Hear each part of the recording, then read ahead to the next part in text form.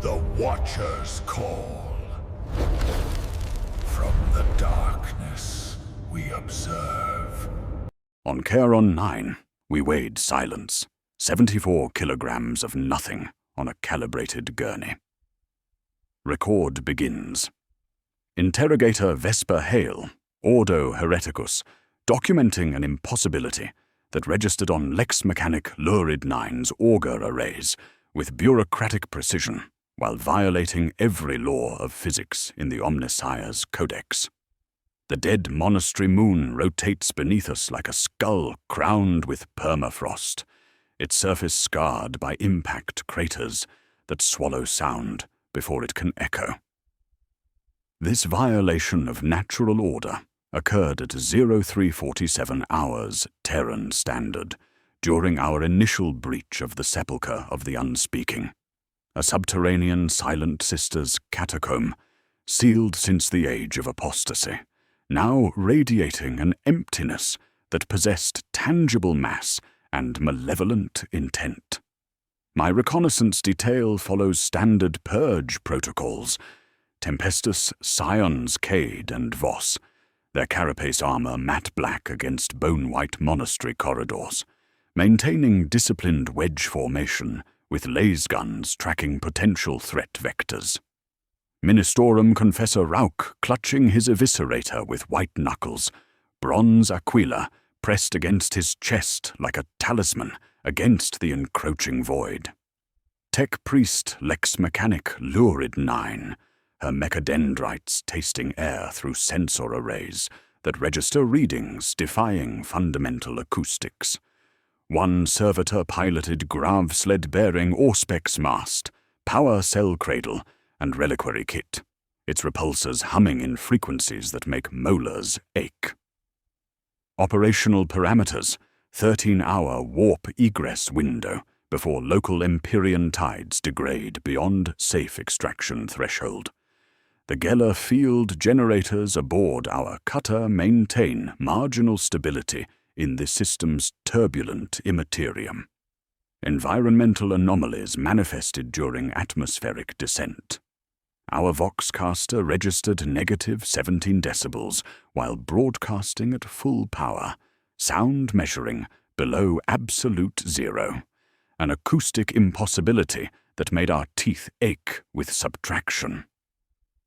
Lurid 9's chronometer skips seconds in irregular patterns: 0347, 0347, 0349, 0347, while her internal cogitator maintains perfect temporal accuracy, suggesting localized chronological distortion affecting mechanical systems but sparing biological processes. When Confessor Rauk attempted standard purification protocols, Blessed Incense refused combustion despite optimal atmospheric composition and functional ignition sources. Sacred herbs absorbed heat without producing flame, growing cold to touch while releasing no fragrance, as if the very concept of burning had been surgically excised from reality. The astropathic crisis extends across 7 systems within a 40 light-year radius, synchronized to the nanosecond according to Mechanicus chronometer networks. Choir chambers on Mordian, Valhalla, and 3 Forge worlds report identical symptoms. Psychers entering cataleptic states mid-transmission, their minds retreating into catatonia, so profound that even death fails to release them. The epicenter, calculations point directly to coordinates buried 3 kilometers beneath this lunar crust, where Silent Sisters once maintained their most sacred repositories. My Auspex scanner pulses in steady rhythm: 3 beats, pause, 9 beats, pause, 3 beats, repeating endlessly as we descend through corridors lined with devotional frescoes depicting women in gold-scarred armor. The pattern matches no imperial standard frequency, yet feels familiar in ways that disturb my sleep cycles, a felt percussion in the gums that speaks of unfamiliar catechisms demanding response. Hexagrammatic wards adorn every archway and alcove, six-pointed stars inscribed within circles, surrounded by Binharic prayer code and high Gothic benedictions. Yet each ward shares an identical flaw. The central intersection remains uncarved, creating deliberate voids at the heart of every protective sigil. These gaps should render the wards powerless, but my psioculum detects active warp repulsion fields emanating from the incomplete patterns. The absence generates presence. The missing generates power. Breath crystallizes in impossible geometries, spears and honeycombs forming and reforming without falling, each exhalation creating hexagonal frost that spells fragments of high Gothic prayer. When Rauch whispers the litany of cleansing, condensation crawls across equipment surfaces, spelling words in perfect Gothic script. Be still. The phrase manifests on Scion Cade's rifle scope, across purity seals, even on servitor optical lenses. The moisture tastes of copper and ozone when sampled, carrying trace minerals matching no periodic table in Imperial records. Temperature readouts fall by degrees, while sweat gathers beneath armor seals. Contradictory weather patterns the warp teaches through malice. The grav sled follows obedient as a penitent, its anti-grav emitters fighting unseen resistance, repulsor fields visibly distorting air as they combat the pervasive weight of engineered quiet. Lurid Nine's cogitator spools parchment reading. Deficit, center stroke, protocol, insertion undefined. Her Binharic cant grows agitated, mechadendrites twitching with frustrated energy, as impossible data challenges ingrained mechanicus doctrines. We reach the main gate, 30 meters of black stone, veined with silver, reflecting no light, carved from a single adamantium block. Hexagrammatic wards spiral across its surface in concentric rings, each missing its central mark, each pulsing with barely perceptible energy, making skulls itch behind the eyes. The barrier bears no handles, mechanisms, or access panels, sealed for 3 millennia, protecting whatever the Silent Sisters deemed too dangerous for containment. I place my rosette against the seam, feeling its weight return as if the gate weighs my warrant. For one heartbeat, I sense a pulse through the metal. Recognition, acknowledgement, invitation. The gate vibrates once, a tremor felt through boots rather than heard through ears, then swings inward without sound of grinding hinges or scraping stone. From depths beyond, warm, humid air exhales, carrying scents of candle soot and something metallic that tastes of blood on brass, ancient prayers, and forgotten names. We crossed the threshold beneath the hexagram-etched gate of unwords, each ward line revolving around a missing central sigil that lurid Nine traced with hovering mechadendrite, her binary cant translating architectural impossibilities into frustrated machine language. Her auger arrays detected deliberate structural omissions, the central sigil carved away with surgical precision, creating not absence, but anti-presence, a controlled void that transformed protective barriers into invitation matrices. The missing ward cores rendered each incomplete hexagram a doorway rather than a seal, puncturing reality's defensive schema to allow something unnatural to seep through like poison through deliberately opened flesh. Environmental horror manifested through negative space that possessed tangible mass. Our boot falls produced no echoes, despite stone corridors stretching beyond luminous strip range, each footstep absorbed into oppressive silence that pressed against eardrums like deep ocean pressure. The absence weighed 74 kilograms per cubic meter according to Lurid 9's gravimetric readings, creating zones of emptiness heavier than lead that made breathing laborious and thoughts sluggish. Fabric refused to rustle. Carapace armor joints moved without grinding. Purity seals hung motionless despite atmospheric currents detected by environmental sensors. We moved through vacuum that contained atmosphere, silence that possessed density, nothing that registered on scales yet compressed lungs without air displacement. Confessor Rauk could not endure the sacrilege of engineered quiet. Drawing breath that misted in impossible geometries, he raised 2 fingers to the aquila at his breast and attempted whispered catechism, the litany of warding flowing from his lips in barely audible high Gothic.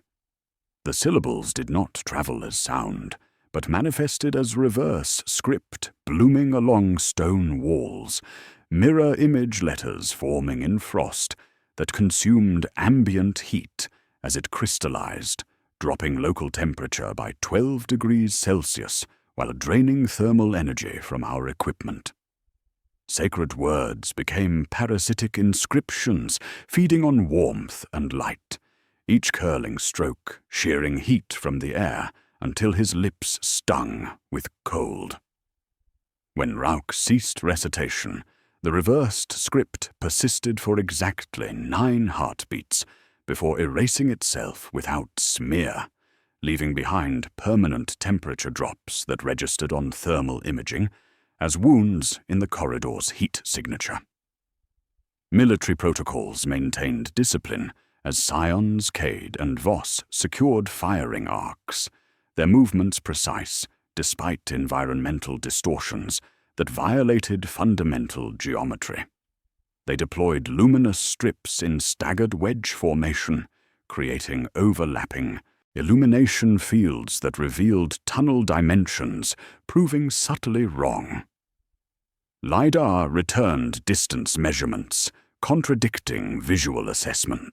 Corridors appeared 30 meters long, while ranging 47 meters, walls standing parallel, while meeting at impossible angles that hurt to contemplate directly. The servitor Grav sled, navigated by internal gyroscope rather than spatial reference, its machine spirit confused by architecture that violated Euclidean principles through malicious intent rather than accidental warping. The 393 motif advanced beyond Auspex readings into environmental percussion. 3 pulses emanated from within stone walls, followed by 9 distinct heartbeats that matched no team member's cardiac rhythm, concluded by 3 final pulses that resonated through floor plating into bone marrow. The pattern repeated every 47 seconds at precisely 9 Hertz frequency, suggesting systematic rather than random occurrence. Lurid 9's medical scanners detected the 9 heartbeats as authentic biological signatures, oxygenated blood circulating through chambers, electrical impulses firing through neural networks, yet no life signs registered on motion sensors or thermal imaging. Something alive beat within the walls while remaining invisible to detection systems.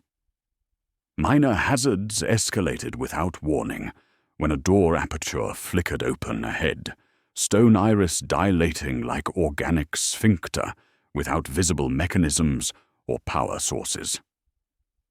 During the 2-second opening, gravity fluctuated wildly, first pulling us forward with crushing force, then reversing to slam our bodies against corridor walls, compressing chest cavities until ribs creaked and vision blurred from atmospheric pressure, spiking to 1.7 standard.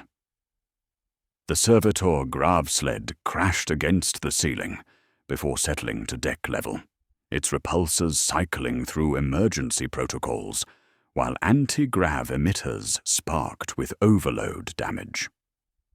we discovered an ossuary alcove carved into the corridor wall, containing 9 reliquary skull mounts, arranged in perfect circle formation. 8 positions held human skulls, bearing Silent Sisters gold tattoos etched into bone, their eye sockets filled with crystalline formations that pulsed with bioluminescent energy, matching the wall heartbeat rhythm.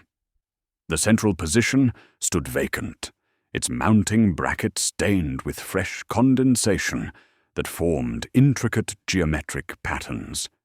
Hexagrams missing their central strokes, creating recursive loops of incomplete protection that made vision blur when observed directly.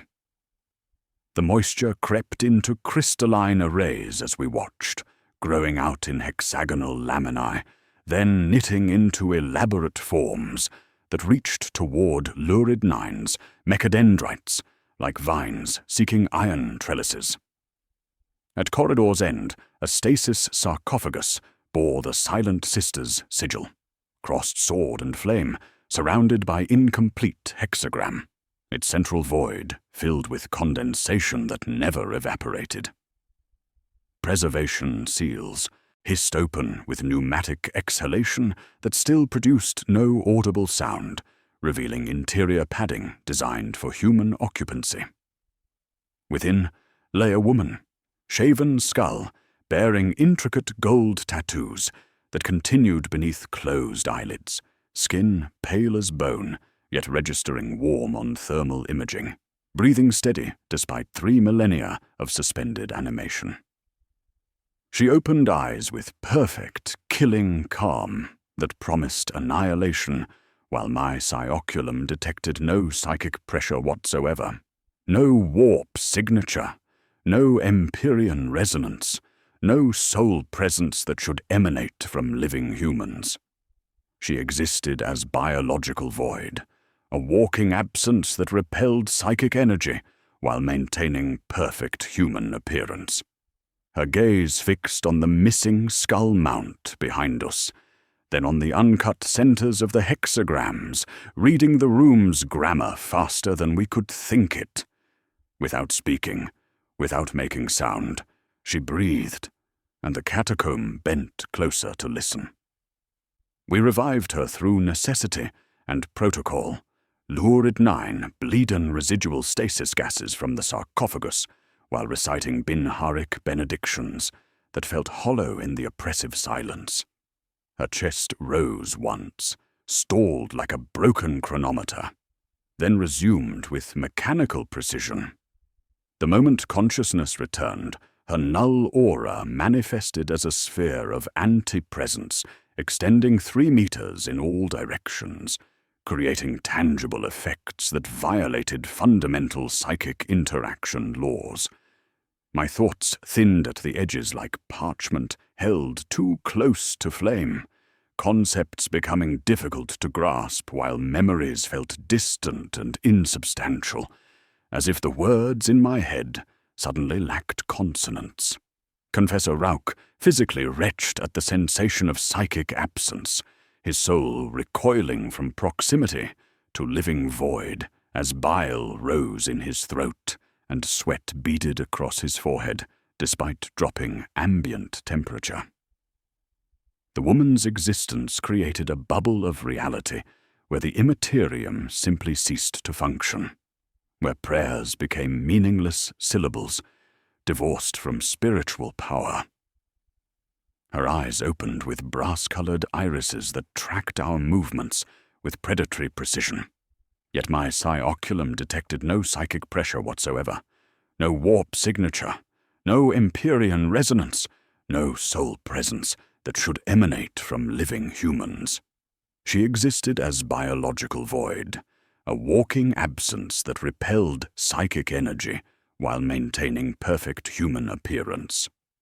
The scions flinched without meaning to, rifle barrels dipping as their fingers tightened until gauntlet leather creaked soundlessly.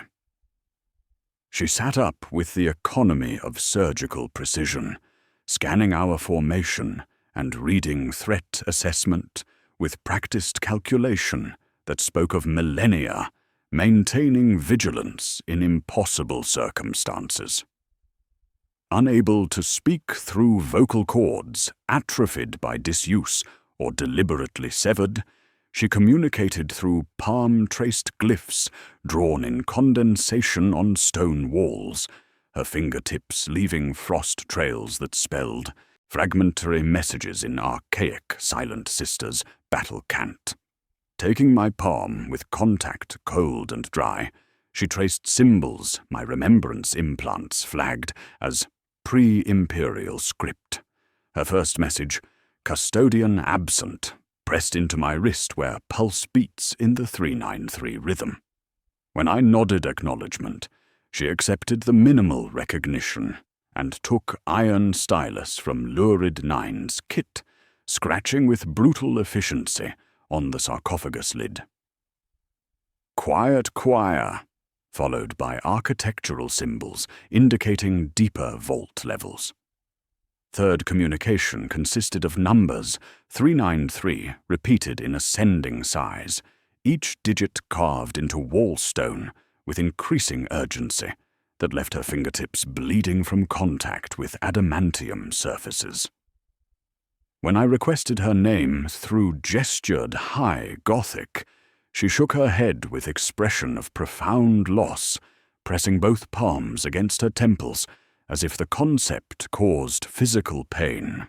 Her identity had been surgically excised, along with her voice, leaving behind functional human shell animated by duty rather than personality.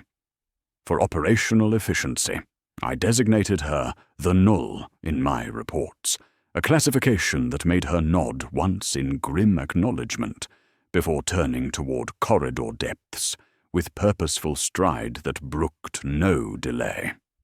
She guided us deeper through passages lined with devotional frescoes, depicting robed women conducting processions between 9 vault chambers arranged in perfect circle formation. The artwork showed Silent Sisters bearing reliquaries in ceremonial formation. 8 figures approaching 8 vaults, while a 9th woman stood at the center, arms raised toward empty air as if conducting invisible choir. The central figure's face had been deliberately scraped away, leaving smooth stone where features should exist, while each fresco repeated the same scene with minor variations that hurt to contemplate directly. Lurid 9 deciphered fragmentary ward code inscribed along fresco borders, her mechadendrites tracing high Gothic mixed with pre-Imperial script that predated the Silent Sisters by millennia. Her translation revealed references to a canticle engine designed to bind something called the resonance of old night, a phenomenon that existed before the age of strife, something that fed on silence and grew stronger through absence of sound. Environmental hazards escalated with paradoxical intent as we descended. Humidity climbed to tropical levels, while our breath ceased to fog entirely, despite temperature readings showing steady decline toward freezing point. Skin prickled with cold that registered on nerve endings without affecting thermal sensors, creating simultaneous sensation of burning and freezing that made movement uncomfortable. The air thickened until sweat collected at collar seals, yet no condensation formed on equipment surfaces except inner armor plating, cold moisture that was not our own. We passed a shrine alcove where devotional candles developed frost. Instead of melting, their flames burning downward into wax, while ice crystals formed around wicks that continued providing illumination without consuming fuel. The candles burned cold, drawing thermal energy from surrounding air, while maintaining visible combustion that violated thermodynamic principles. Through negative space observation, a chilling detail emerged. None of us had cast shadows for several minutes, despite multiple light sources creating overlapping illumination fields. Our bodies blocked light without creating corresponding darkness, as if shadow casting had been surgically removed from our existence. Lurid 9 found it first, because light refused to generate normal occlusion on her optics. When Scion Cade lifted his hand against luminous strip glare, his silhouette did not interfere with brightness. The Null watched us catalogue the absence with calm of someone observing rain without commenting on wetness. She indicated a junction absent from our architectural schematics, pointing toward apertures that reconfigured themselves as we watched, stone irises dilating and contracting in sequence, creating passages that existed only when observed directly. The corridors rearranged according to unknown principles, walls sliding into new configurations that maintained structural integrity while violating spatial logic. Military protocols continued as scions marked corners with Auspex tracking devices, small transmitters designed to maintain navigational reference points. One device simply vanished without trace immediately after placement, not destroyed or moved, but edited from existence as if it had never been deployed. The tracker blinked once, twice, then ceased to exist, its code splintering on Lurid 9's slate into arithmetic null error, like prayer without subject. The 393 motif advanced from Auspex readings into environmental percussion. Floor vibrations at exactly 9 Hz frequency began emanating from depths below, rhythmic pulses that traveled through stone into bone marrow, and made teeth ache with harmonic resonance. The pattern intensified. 3 beats, 9 heartbeats matching no team member's cardiac rhythm. 3 final beats that felt like answer waiting. The Null's expression transformed to alarm as vibrations peaked and she slapped my wrist in sharp warning just as the corridor section ahead dropped away into perfect blackness. No crack, no crumble, no complaint of stone. One moment deck, next moment geometric void with edges too straight for geology. There was no audible collapse, only engineered absence that refused the scream my body primed, behind clenched teeth, as reality removed itself with surgical precision. We detoured through a side passage into what remained of a ministorum chapel, its devotional architecture warped by centuries of engineered silence into something that violated sacred geometry through deliberate malice. The arched entryway bore faded inscription in high Gothic. Here words were given, form, though the letters appeared scratched rather than carved, as if clawed by desperate fingernails. The Aquila icon dominated the app's wall, etched in charcoal with meticulous precision, except for the woman's mouth section, which had been scraped away with surgical violence, leaving raw stone wounds where the emperor's bride should speak benedictions. The missing mouth created a void that drew attention like gravity, forcing eyes to linger on absence until vision blurred from staring at nothing that possessed tangible weight. Despite the Null's warning gestures, hands pressed flat against throat, head shaking with violent emphasis that spoke volumes without sound, Confessor Rauch could not endure the sacrilege of defiled sacred space without response. His duty, his faith, demanded action against blasphemy that made his soul recoil from proximity to engineered wrongness. Drawing breath that misted in impossible geometries, he raised the Aquila pendant to his lips and began intoning the litany of warding, the canticle of purification flowing from his throat in whispered high Gothic that should have cleansed corruption through divine invocation. His syllables were devoured mid-air, like food consumed by invisible mouths, each word vanishing without echo or resonance, leaving no spiritual power to combat whatever profaned this place. The air tastes metallic now, copper and ozone flooding my sinuses as skin contracts with sudden cold that burns nerve endings without affecting thermal sensors. My narration shifts involuntarily to present tense as sensory input overwhelms cognitive processing.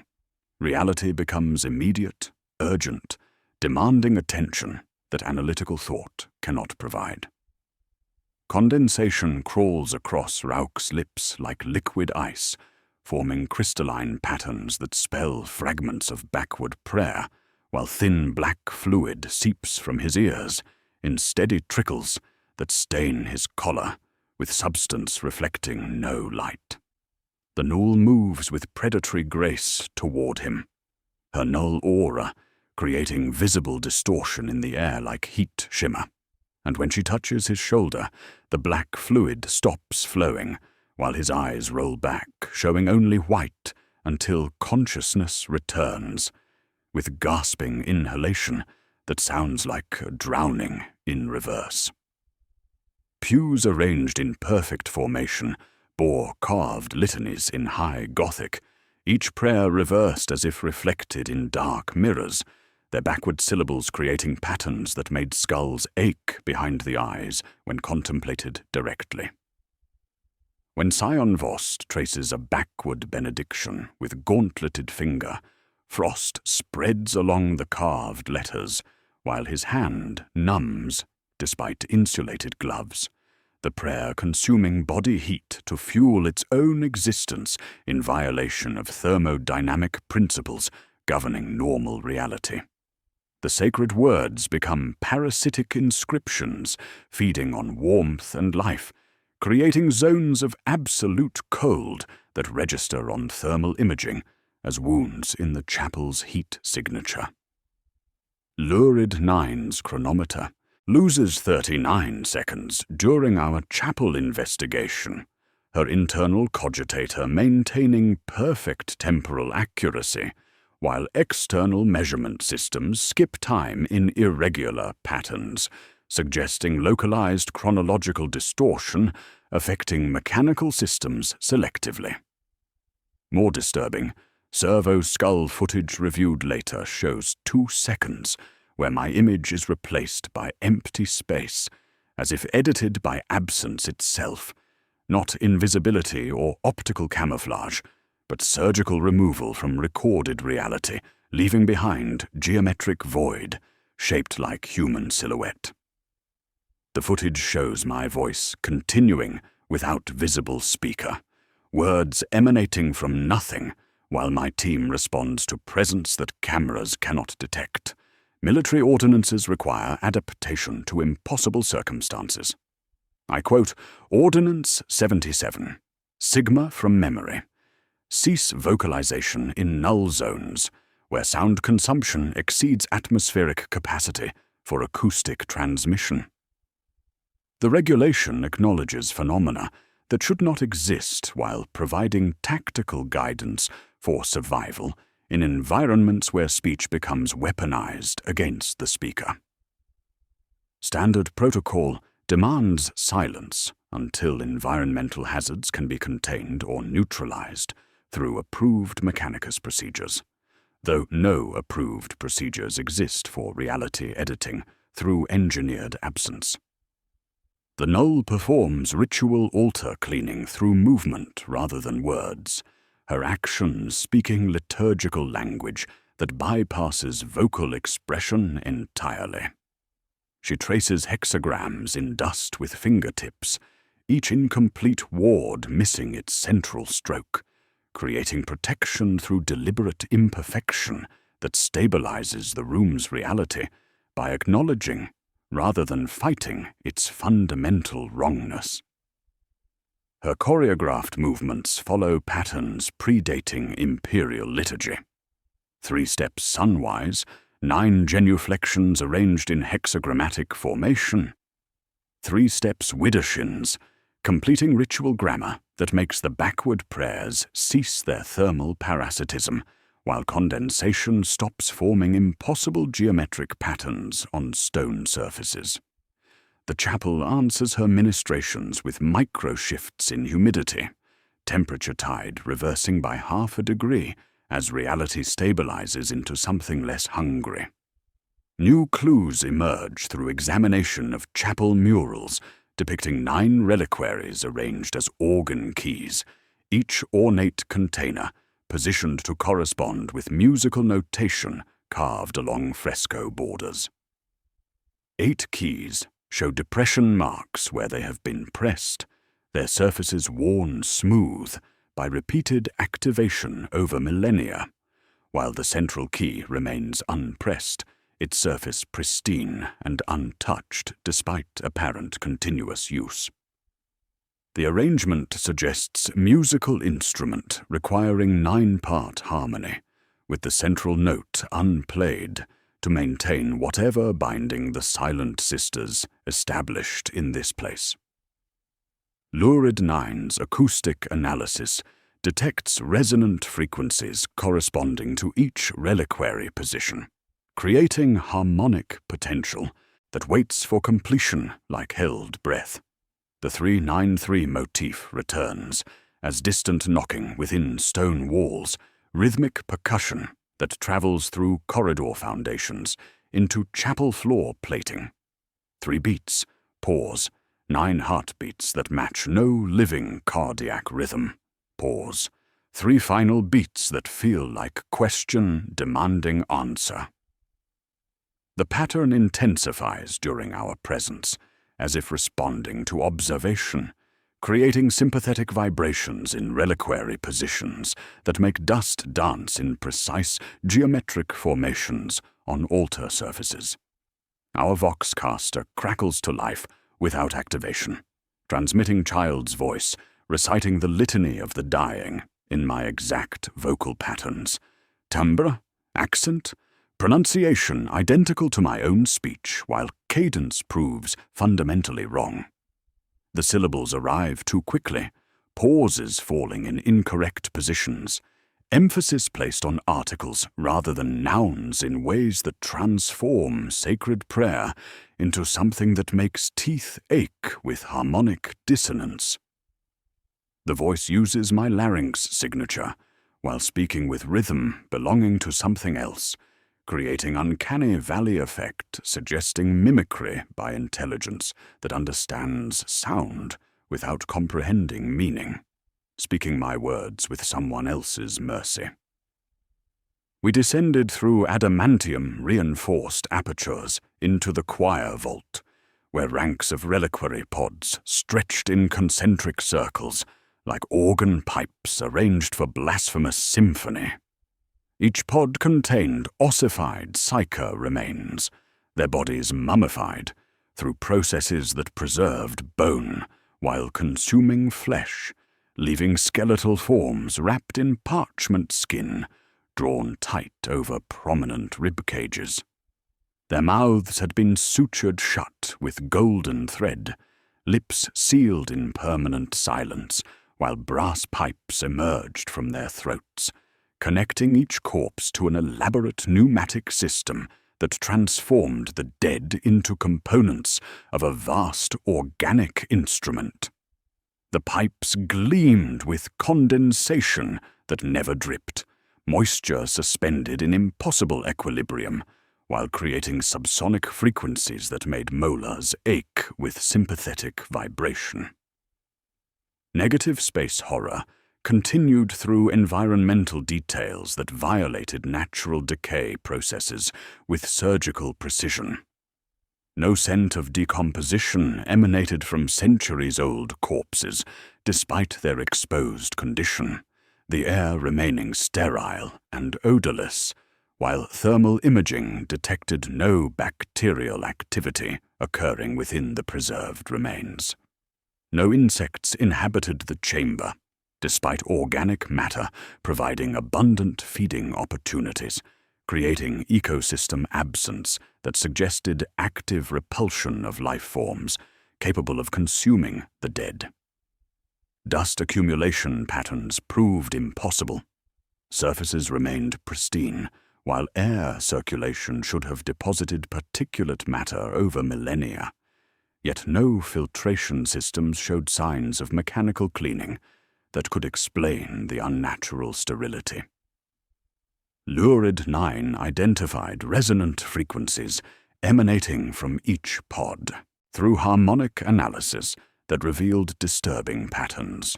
Her auger arrays extended with servo activity I felt in teeth rather than heard, acoustic pings returning as measurable subtraction.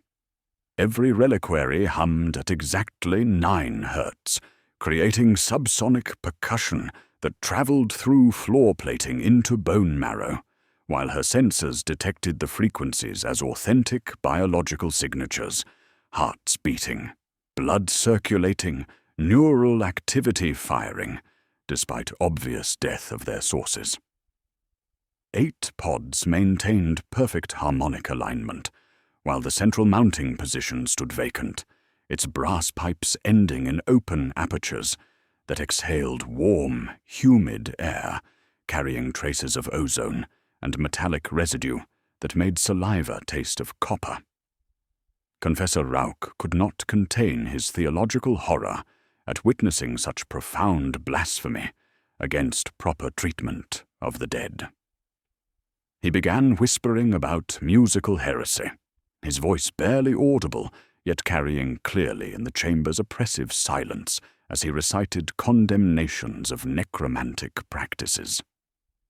Before his words could gain momentum or attract unwanted attention, the Null moved with predatory precision, striking his chest with 2 fingers in a blow that carried no violence, yet conveyed absolute authority.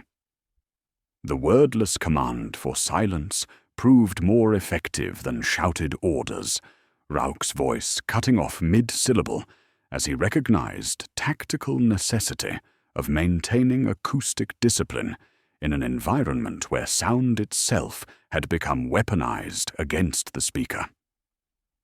Personnel hazards escalated without warning when Scion Cade, maintaining rear security position according to standard reconnaissance protocols, appeared in one servo-skull surveillance frame, but was replaced by still air in the next recorded image.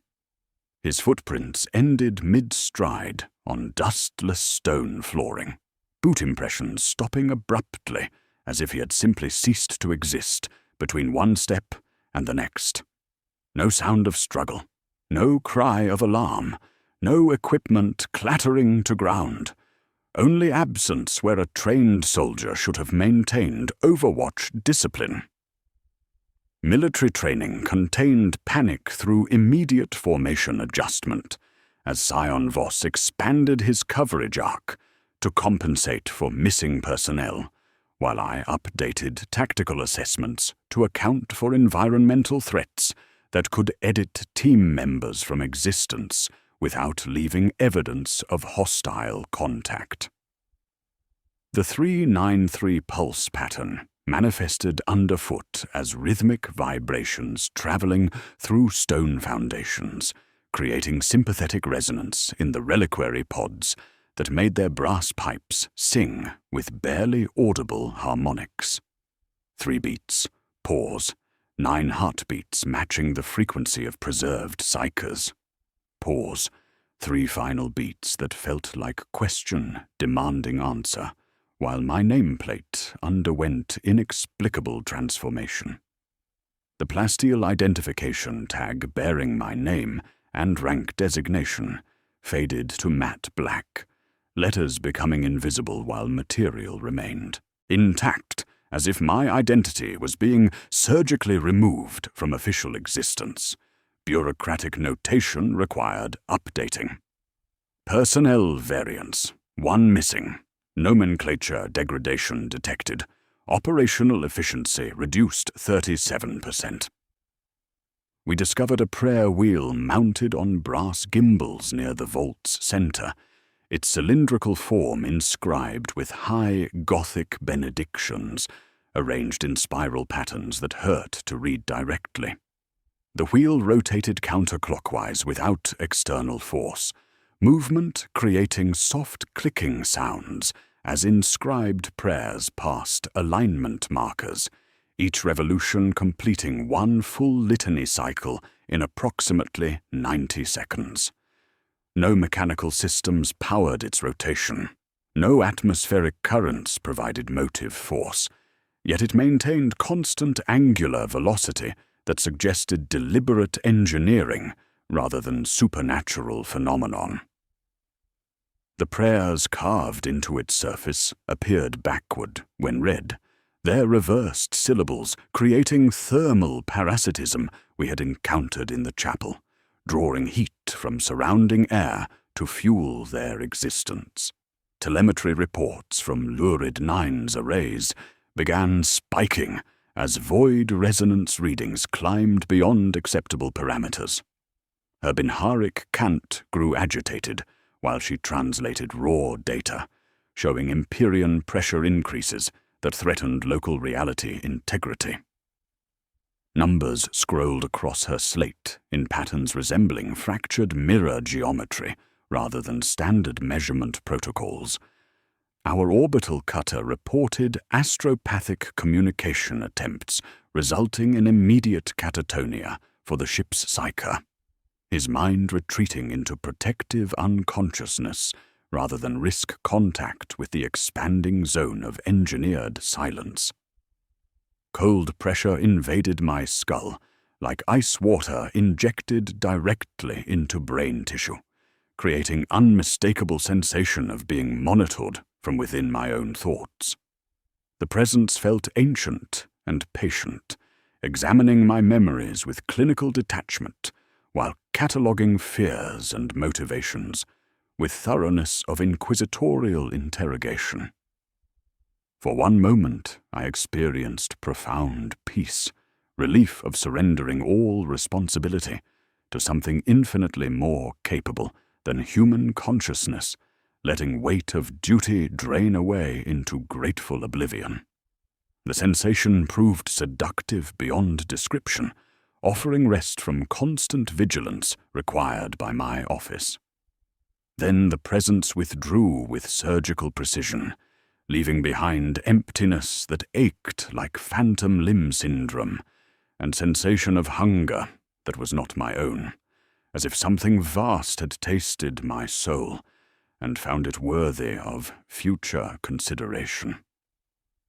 We descended through corroded adamantium stairwells into the mechanicus heart of the complex, where the canticle engine dominated a cathedral space that defied easy categorization, part organ, part machine, part architectural monument carved from living rock and reinforced with bronze ribbing that curved overhead like the fossilized thorax of some impossibly vast organism.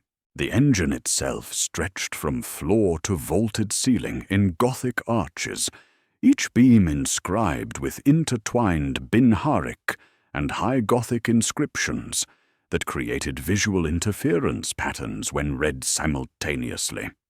The machine language prayers overlapping sacred text in ways that made eyes water from attempting to pass dual linguistic systems operating on incompatible grammatical foundations. Null emitters hung from suspension trusses like metallic tumors, their crystalline surfaces pulsing with barely perceptible energy that created dead zones in local psychic atmosphere while generating subsonic frequencies that made teeth ache with sympathetic vibration. Each emitter bore hexagrammatic wards etched into mounting brackets, the familiar six-pointed stars surrounding circles with their centers deliberately left uncarved, creating protective voids that transformed barriers into invitation matrices through controlled absence rather than active resistance. Light hesitated across the chamber, softening at edges while sound refused return, creating zones of engineered emptiness that possessed tangible mass. According to my Auspex readings, Lurid 9 approached the engine's control manifold with reverent precision, her mechadendrites interfacing with data ports, while binary cant flowed from her Vox grill in streams of machine prayer that translated the system's designed function through theological exposition mixed with technical analysis. Her voice came filtered through catechism and copper as she explained the impossible. Designation: Canticle Engine. Pre-M31 schema. Function: generation of pariah harmonic fields to bind non-warp phenomena, designated resonance of old night. Choir inputs supply psychic ballast through null field generation, creating harmonic counterpoint to contain forces predating the age of strife by millennia. Her optics pulsed in triplets as her machine soul tasted corruption at the root of prayer. System inversion detected. Silence feeds upon silenced in recursive loops. Binding became breeding. Protection became predation.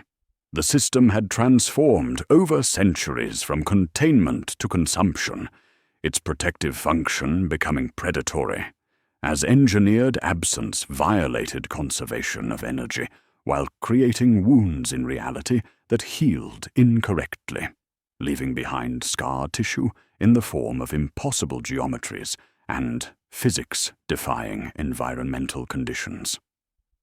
What should have bound the resonance now bred it, expanding fields of nothingness that consumed sound, light, and eventually matter itself through malevolent intent rather than mechanical failure. The 393 motif revealed its true nature through architectural analysis of wear patterns carved into floor stones around the engine's perimeter. Lurid 9 mapped pathways with thin laser, painting routes through dustless brass that declared the pattern's grammar. 3 circuits, sunwise, around bronze framework, marked by inlays creating processional paths, followed by 9 cross steps arranged in hexagrammatic formation leading toward the central control manifold, concluded by 3 genuflections at specific positions marked by worn depressions in stone flooring.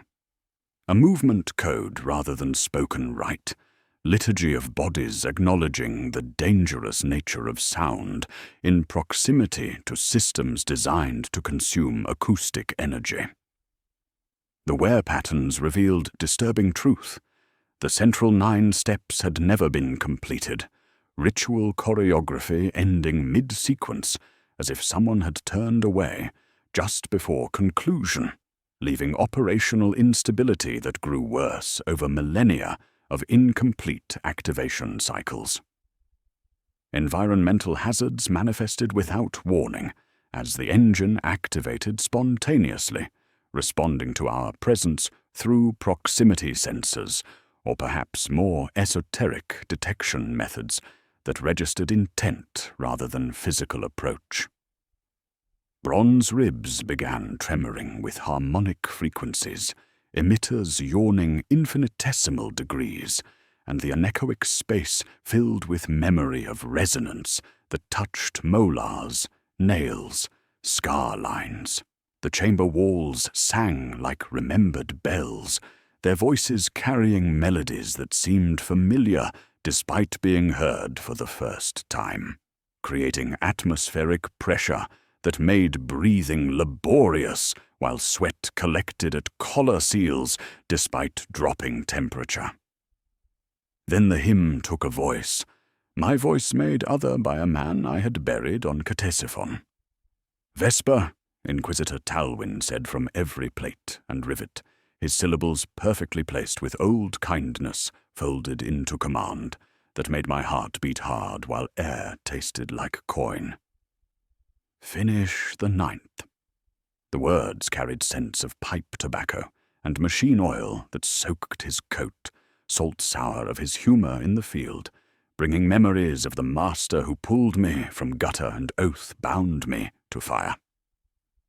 "Come now," he continued with fond exhaustion that made throat constrict. "We don't leave work half done. 3, 9, 3. The Null recoiled from Talwyn's voice with violent physical revulsion, her null aura creating visible distortion in air, while she moved with predatory grace to press both palms against my chest, where Gorget's lower lip met sternum.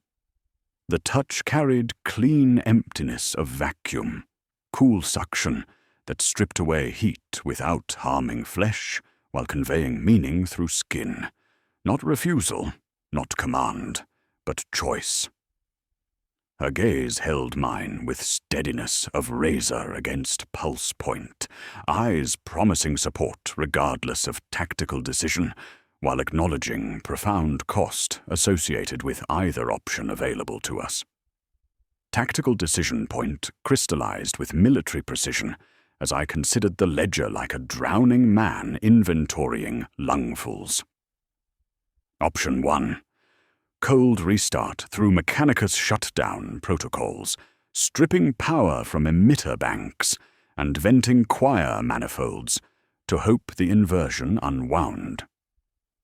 Risk, system backlash with the choir still plumbed. If we starved the cage, the resonance would harvest vacuum like starving God. Option 2. Complete the ritual sequence by performing missing 9 cross steps, providing grammar the sisters never finished to bind the phenomenon permanently. Risk, gifting closure while inviting it to finish not only ritual, but us, Ordnance 44, Lambda stated, inverted ritue are to be sealed, not solved, while Ordnance 77 Sigma countered, in null contamination, somatic liturgy supersedes vox. Lurid 9 suffered honest overflow as competing data streams crashed her cognitive processing systems. Binary count rolling through her throat accelerated to machine gun babble, hard-edged logic sparks flensing caustic theology, while her mechadendrites moved without conscious direction, striking metal with stylus tips to scrawl shutdown hexagrams across stone flooring around the dais. Each ward proved precise to tolerances that would satisfy Mars' engineer. Yet every sigil missed its center stroke according to architectural tradition. She paused at each absence, optics dimming as shapes demanded offering she could not provide.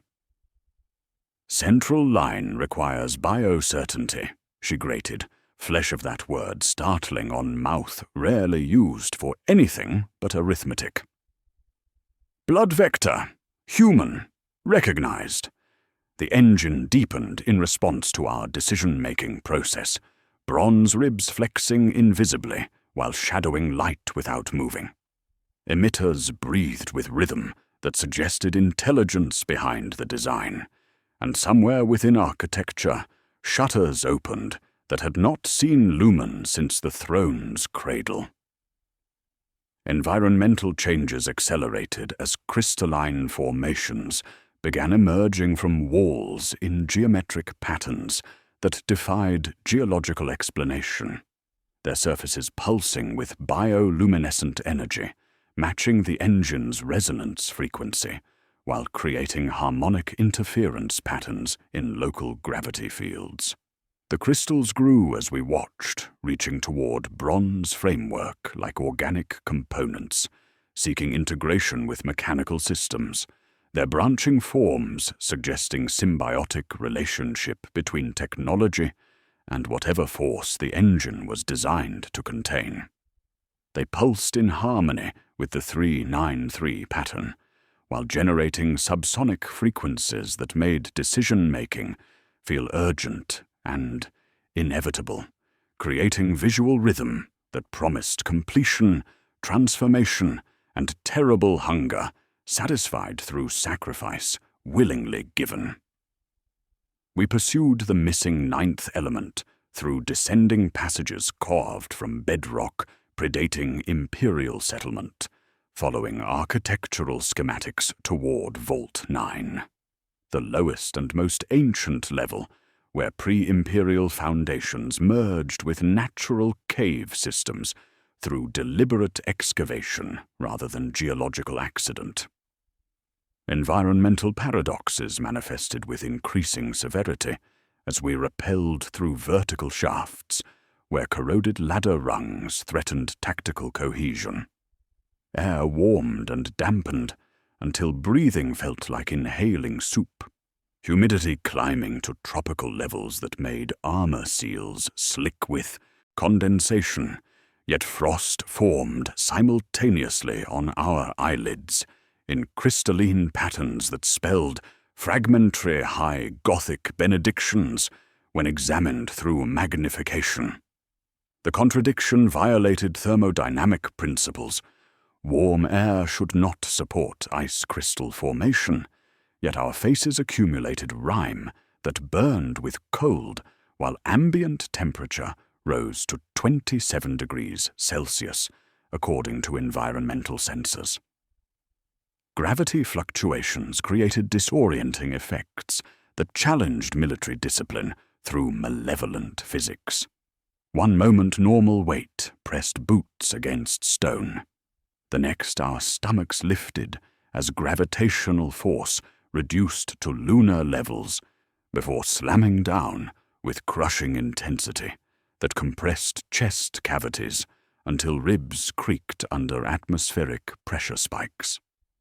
Scion Voss maintained formation discipline despite violent fluctuations that made his harness mag clasps lock and unlock in rapid succession, equipment performing to specifications, while reality refused cooperation with engineering principles governing rappelling physics and anchor point stability.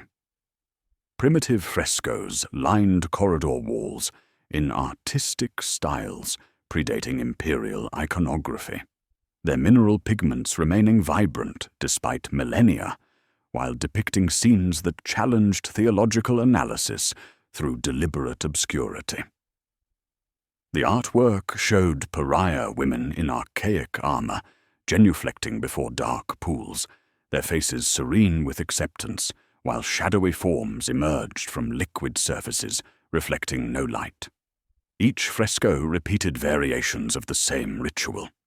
9 women approaching 9 pools arranged in circular formation, 8 completing genuflection, while the 9th stood frozen mid-motion, her reflection showing empty space where her image should appear in pool surfaces that mirrored everything except her presence.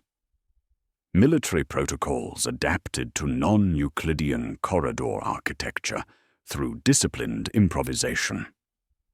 Scion Voss rigged lifelines according to hostile geometry protocols, deploying triple anchor points with slack ratios computed for spaces that changed length between observations.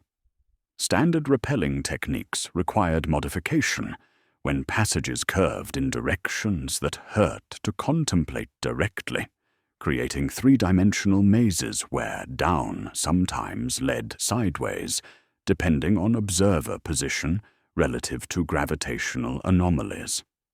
Our equipment functioned according to specifications, while local space-time geometry violated fundamental assumptions underlying tactical movement doctrine. The null accompanied descent until reaching an invisible threshold that caused her skin to blister upon approach, cellular damage occurring instantly when she extended one hand toward the passage entrance. Her null aura created visible distortion like heat shimmer, while her flesh reddened and bubbled from contact with whatever force protected Vault 9 from pariah intrusion. She signed, "Not me," with urgent finger-spelling that conveyed profound regret, mixed with tactical acceptance, then retreated to maintain overwatch position while we continued without her protective presence, leaving us exposed to whatever waited beyond her ability to shield. Lurid 9 decoded pre-imperial inscriptions carved into threshold stones, her mechadendrites tracing archaic script predating High Gothic, while translation protocols struggled with linguistic structures designed for throats no longer human. Her binary cant grew agitated as meaning emerged from fragmentary text, revealing the phrase, Old Night Quietus. Terminology referring to phenomena existing before the Age of Strife, something requiring binding through sacrifice rather than destruction through conventional warfare. The inscription suggested containment protocols, acknowledging threats too fundamental to reality structure for standard military solutions to address effectively. Environmental hazards escalated beyond atmospheric annoyance into biological manipulation as 393 pulses synchronized into heartbeat rhythm emanating from stone walls. The pattern shifted from external percussion to internal biological function, our cardiac rhythms adjusting involuntarily to match subsonic frequencies, traveling through floor plating into bone marrow, while creating sympathetic resonance in chest cavities. Telemetry from medical scanners showed team vital signs, locking to exactly 63 beats per minute in unnatural synchronization that violated individual biological variation, our hearts beating in perfect unison, despite different fitness levels and stress responses, creating collective pulse matching the catacombs' ancient rhythm. Crystalline growths spread along corridor walls in geometric patterns that shifted when observed peripherally, their branching forms creating fractal mathematics that hurt to contemplate directly while generating bioluminescent pulses matching our synchronized cardiac rhythm. The formations grew as we watched, reaching toward each other across passage width like organic components seeking integration, their surfaces reflecting light in spectrums that violated imperial optical theory. When examined directly, crystals appeared static, but peripheral vision detected constant movement, suggesting intelligence behind growth patterns that responded to our biological functions with sympathetic vibration. We reached Vault 9's entrance, a door carved from single adamantium block, bearing no handles, mechanisms, or access panels, its surface etched with hexagrammatic wards surrounding incomplete circles, creating protective voids through deliberate absence rather than active resistance. Warm condensation seeped through microscopic gaps in the seal, carrying scents of rain on ancient brass, mixed with ozone and metallic residue that made saliva taste of copper while creating atmospheric pressure that made ears pop despite being deep underground. As I approached the threshold, placing my rosette against the seam to test authorization protocols, the door responded with single beat from within, a pulse traveling through adamantium into my palm while matching my heart rhythm with precision, suggesting recognition rather than coincidence. The beat felt like acknowledgement, invitation, and warning combined into tactile communication, bypassing conscious thought to speak directly to autonomic nervous system functions. My heart answered with synchronous pulse, creating harmonic resonance between biological rhythm and whatever waited beyond the threshold, while crystalline formations flared with bioluminescent intensity, painting impossible colors across stone surfaces that had never known natural light. Vault 9 opened into a sanctum that defied architectural comprehension, its circular chamber carved from living bedrock with surgical precision that predated imperial settlement by millennia.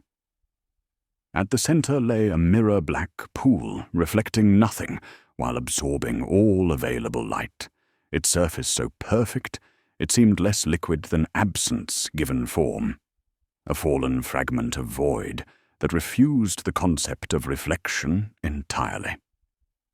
9 empty biers surrounded the pool in ritual formation, each stone platform carved from material resembling fossilized bone. 8 bore distinct body shadows, human silhouettes burned into marble through processes that violated known physics, creating depth despite being 2-dimensional impressions. The 9th bier displayed pure absence, not shadow, but anti-presence that hurt to observe directly. An outline where the very idea of a person had been surgically excised from reality. Engravings covered every surface in overlapping scripts spanning geological ages, High Gothic mixed with pre-Imperial Binharik, and archaic Silent Sisters, battle cant creating linguistic palimpsest that revealed truth through archaeological stratification. Lurid Nine's mechadendrites traced the deepest inscriptions, while her binary cant translated fragments with agitated precision. The oldest texts described the resonance of old night, phenomenon predating human spaceflight, something that fed on silence while threatening reality's structural integrity through systematic consumption of acoustic energy. Later engravings detailed the Silent Sisters' response, creation of a living pariah. Choir using 9 volunteers whose null auras would generate harmonic counterpoint, sufficient to bind the resonance within controlled containment rather than allowing it to spread across inhabited space. The final inscriptions, etched with desperate urgency in trembling script, documented catastrophic failure. They failed at the 9th. The Great Rift's birth sent psychic shockwaves across the galaxy that killed the choir instantly, their null fields inverting from protective barriers into feeding mechanisms. The canticle engine transformed from containment system into predatory organism, while the resonance escaped partial binding to become something worse, engineered silence that consumed acoustic energy while growing stronger, spreading through subsector communication networks to devour astropathic choirs across inhabited worlds. The Null approached with deliberate movement, her null aura creating visible distortion like heat shimmer while she placed one palm against my wrist. Through contact, cold as vacuum and precise as surgical steel, memories flooded my consciousness, not my own, but hers, preserved in genetic coding through generations of Silent Sisters who maintained vigil over failed containment. I saw women in gold-scarred armor stepping into the pool without creating ripples, their bodies passing through liquid surface as if entering dimensional portal rather than physical water. Each woman's name unwrote from existence as she submerged, Imperial records editing themselves to remove all reference to volunteers whose sacrifice demanded theological erasure that protected their souls from whatever they encountered within the pool's depths. When the Null approached the pool's edge, her null aura recoiled from the liquid surface like magnetic repulsion between similar poles. Her harmonic frequency proved incompatible with the pool's resonance, creating interference patterns that made the chamber hum with uncomfortable discord, while crystalline formations dimmed in response to conflicting energies. She retreated with expression of profound loss, signing "wrong song" in battle cant, while understanding that centuries of preparation had been insufficient for the task requiring completion. The environment responded to my presence with comfortable richness, that violated the oppressive atmosphere we had endured throughout descent. Air warmed without becoming humid. Breathing became effortless, despite being deep underground, and the 393 cadence transformed from mechanical percussion into organic breathing rhythm that matched my respiratory cycle with sympathetic precision. 3 short breaths, pause, 9 steady inhalations, pause, 3 sharp exhalations, a pattern that felt natural, predestined, as if my body had been waiting for this specific cadence to complete forgotten biological programming.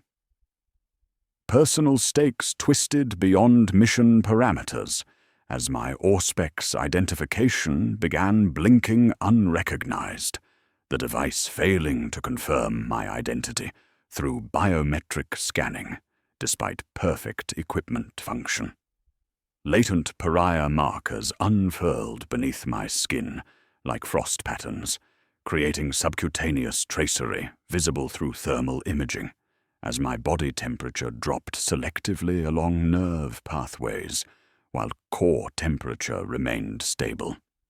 The patterns resembled hexagrammatic wards with missing central strokes, protective sigils incomplete by design rather than accident, suggesting genetic predisposition for null field generation that had remained dormant until proximity to the pool activated capabilities I never knew existed.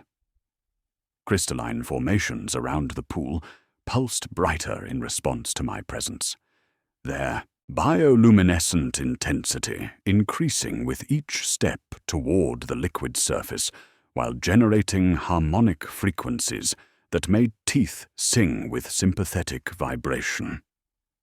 The crystals grew visibly as I approached, reaching across chamber walls like organic circuitry, seeking connection points, their branching forms creating geometric patterns that promised integration between biological and technological systems through processes beyond current Imperial understanding.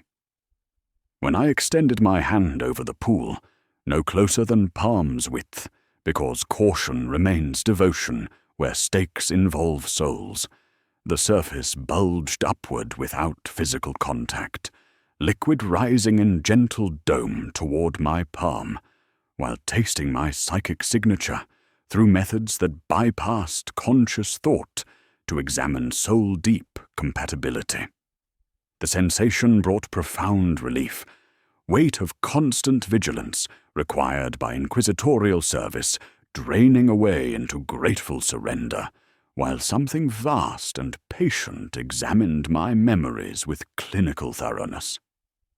Unlike earlier invasive presence, this contact felt like homecoming, recognition of purpose that had been waiting for completion since recruitment into the Ordo Hereticus.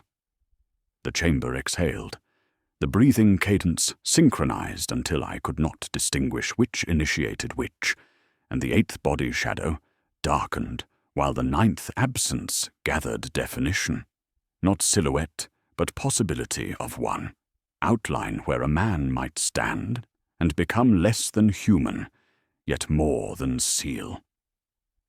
The realization arrived not as thought, but as mechanical alignment, frequency matching cavity, bureaucracy of flesh and phenomenon, stamping forms already filled. I carried the correct harmonic frequency to complete the broken choir as the 9th the sisters had missed, tuned by accident, ancestry, or whatever arithmetic governs abnegation. Crisis escalated beyond containment protocols as orbital telemetry painted catastrophic picture across subsector communication networks. Cutter remit of penance reported astropathic channels failing in widening spirals, their choir master entering cataleptic state mid-transmission, while secondary psychers collapsed into catatonia, so profound that even death failed to release them from whatever consumed their minds through engineered silence. Captain Morven's Vox transmission arrived fragmented through atmospheric interference that violated known physics, words dropping like stones into still water, delayed and distorted, while carrying weight that made air thicken around receiving equipment. Ship's astropath had been found in his sanctum with mouth sewn shut using golden thread, matching Silent Sisters' burial practices, though no one aboard possessed knowledge of such procedures or access to materials required for the work. Our Vox communications degraded to whisper band frequencies only, standard channels producing subsonic humming that made teeth ache while carrying no intelligible information. Emergency frequencies registered negative 17 decibels, sound measuring below absolute silence, while backup systems reported successful transmission despite producing no audible output whatsoever. Time pressure increased with warp window shrinking to 7 hours before local Imperium tides degraded beyond safe extraction threshold, creating operational deadline that transformed tactical considerations into survival mathematics governed by diminishing options and acceptable loss calculations that made my throat constrict with recognition of bureaucratic necessity. Tactical debate emerged through military necessity, as available choices crystallized into binary decision tree, requiring immediate resolution despite incomplete intelligence regarding probable outcomes. I framed the decision in bureaucratic terms that masked profound dread beneath administrative language, reducing existential choice to operational parameters measurable through standard imperial efficiency metrics. "Gentlemen," I stated, voice echoing oddly in the engine chamber, while crystalline formations pulsed with expectant energy. "We face choice between localized purge affecting one dead moon versus subsector-scale psychic silence consuming astropathic networks across 47 inhabited worlds. Option Alpha: immediate exfiltration followed by orbital bombardment, accepting mission failure while preventing contamination through quarantine protocols. Option Omega: completion of 9th ritual sequence, accepting personal sacrifice while potentially saving billions of souls across affected systems. Military reality complicated both options. Evacuation required clear communications we no longer possessed, while completion demanded volunteer for process that promised transformation rather than survival according to architectural evidence surrounding us. Confessor Rauch could not endure theological implications without response, his faith demanding action against blasphemy that threatened fundamental imperial religious structures. He began courage prayers in whispered high Gothic, invoking Emperor's protection while seeking spiritual strength for whatever trial awaited our decision. His mouth moved with familiar cadence of liturgical recitation, yet words arrived like stones dropped from height, striking chamber walls in slow, heavy impacts that pulled heat from our teeth, while syllables manifested as physical objects rather than acoustic phenomena. Then a second voice joined his prayer. Intimate, feminine, speaking with warmth that made my chest constrict with recognition of surgical precision applied to childhood wounds. The voice used my memories with clinical thoroughness, speaking my mother's exact words when abandoning me at Scola Progenium facilities. "Be brave, Vesper. Be still when they ask. Some gifts require sacrifice, and some duties choose their servants rather than the reverse." The words carried scents of her perfume, mixed with incense smoke, bringing memories of her hands, braiding my hair while explaining why she could not keep a son marked for service to the Golden Throne. Rauk's lips continued moving in prayer, while the second voice spoke through his throat, creating dual vocalization that violated human anatomy, while carrying emotional weight designed to break tactical discipline through maternal manipulation that bypassed inquisitorial training to strike directly at nerve centers governing loyalty and abandonment. Commissar Vade recognized memetic infection protocols immediately, his bolt pistol clearing leather with practiced efficiency, while he quoted Ordnance 88 Delta. Unauthorized vocalization during null contamination requires immediate termination to prevent spread through sympathetic resonance. The bolt shell took Rauk center mass, explosive round detonating within his chest cavity, while blood steamed in warm air, crimson vapor rising in geometric patterns that spelled fragments of backward prayer. The second voice laughed soundlessly as he died, mirth vibrating through chamber walls without producing audible sound, while carrying emotional resonance that made skin crawl with recognition of intelligence behind the mimicry, something vast and patient that had tasted our deepest wounds and found them useful for manipulation purposes. Crystalline formations responded to organic matter with disturbing enthusiasm, spreading throughout the chamber to incorporate blood and tissue from the executed confessor, with visible hunger.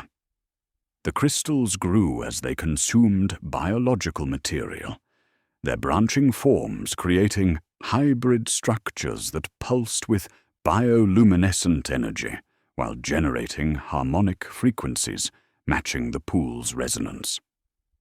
Rauk's remains became part of the chamber's architecture within minutes, his essence integrated into geometric patterns that suggested symbiotic relationship between technology and whatever force required containment through ritual sacrifice rather than conventional military solutions.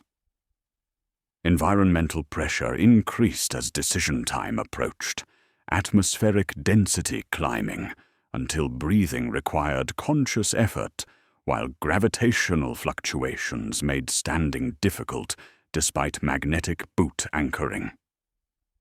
The pool's surface rippled without external disturbance, liquid responding to emotional tension through methods that bypassed physical causation to operate on psychic resonance principles. The 393 cadence transformed from mechanical percussion into breathing rhythm that synchronized with my respiratory cycle, creating harmonic alignment between biological function and architectural intent. The null approached with deliberate movement, her expression carrying mixture of gratitude and profound sadness as she took my hand with contact cold as vacuum, yet gentle as benediction. She placed my palm over her heart, where pulse beat steady at synchronized 63 beats per minute, then nodded once in acknowledgement that transcended language barriers to communicate absolute understanding of necessity. Her gesture carried weight of centuries, recognition of duty that demanded completion regardless of personal cost, acceptance of role I had been bred and trained to fulfill without conscious knowledge of ultimate purpose. Through touch, she conveyed final message with tactile certainty that bypassed doubt. I must become the 9th anchor, completing ritual sequence that would bind the resonance permanently while transforming me into something less than human, yet more than seal, living containment system powered by willing sacrifice rather than forced compliance with imperial doctrine governing extreme circumstances where individual existence becomes acceptable expenditure for subsector preservation. I accepted the implications the way bureaucracy processes tragedy, through systematic reduction of existential crisis to operational parameters that could be filed, catalogued, and executed with clinical precision. Language failed immediately, every phrase I reached for bending under weight of processes that violated fundamental assumptions governing human experience while demanding human participation for completion. The canticle engine required a true name of silence spoken without sound, logical impossibility that challenged basic principles of communication while mocking throats, lungs, and every voxcaster in Imperial service through paradox that demanded expression beyond conventional linguistics. Lurid 9 proposed Mechanicus liturgical solution through binary cant that merged theological doctrine with engineering principles, her mechadendrites scribing calculations across chamber walls while translating impossibility into actionable protocol. "Geometry as prayer," she intoned, voice filtered through vox grill that made syllables taste of copper and ozone. "Movement as speech, flesh as stylus, scribing invisible sigils where acoustic transmission fails." Her optical arrays pulsed in triplets as machine spirit interfaced with architectural schematics, mapping processional routes that transformed physical motion into liturgical communication, bypassing vocalization entirely. The 393 pattern revealed its true grammar, not arithmetic, but obedience, ritual choreography, that spoke the unutterable through coordinated movement rather than spoken invocation. We executed the pattern according to wear marks carved into stone flooring by centuries of repetition, each step following pathways that created geometric prayer through human bodies serving as living stylus points. 3 sunwise circuits around the engine's bronze framework first, our boots finding purchase on inlaid brass that guided formation through ritual choreography, designed for multiple participants moving in synchronized harmony. The circuits felt familiar despite being performed for the first time, muscle memory activating through genetic coding that suggested certain bloodlines had been bred for service requiring sacrifice of individual identity for collective survival. Sensory anchors intensified progressively as ritual mechanics triggered environmental changes affecting biological function through methods bypassing conscious control. Flesh numbed from extremities inward, fingertips losing sensation while maintaining motor function, creating disconnect between intention and physical feedback that made precise movement require concentrated effort. Vision degraded to grain like ancient pict captures, resolution failing until details blurred into impressionistic approximations, while depth of field shifted like absent lensmen adjusting focus. Metallic taste flooded our mouths, copper and ozone mixed with something resembling blood that had never flowed through living veins, creating gustatory experience that made saliva thick and difficult to swallow while teeth ached with sympathetic vibration. 9 angled advances followed, mapping non-Euclidean hexagrams through precise footwork that created protective wards using human choreography as circuit completing electrical potential between technological components. Each advance required careful placement according to mathematical principles that hurt to contemplate directly, angles violating Euclidean geometry while creating patterns recognizable to whatever intelligence required appeasement through ritual precision. the null guided with silent gestures, ensuring our steps inscribed invisible sigils across chamber floor, while atmospheric pressure climbed until breathing required conscious effort, despite environmental seals maintaining adequate life support.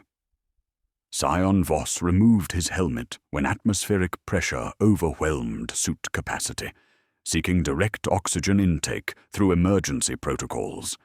When he opened his mouth to draw breath, fine grey ash spilled from between his lips like crematorium residue, substance carrying no scent, yet possessing texture that made him gag with revulsion, while understanding struck with terrible clarity.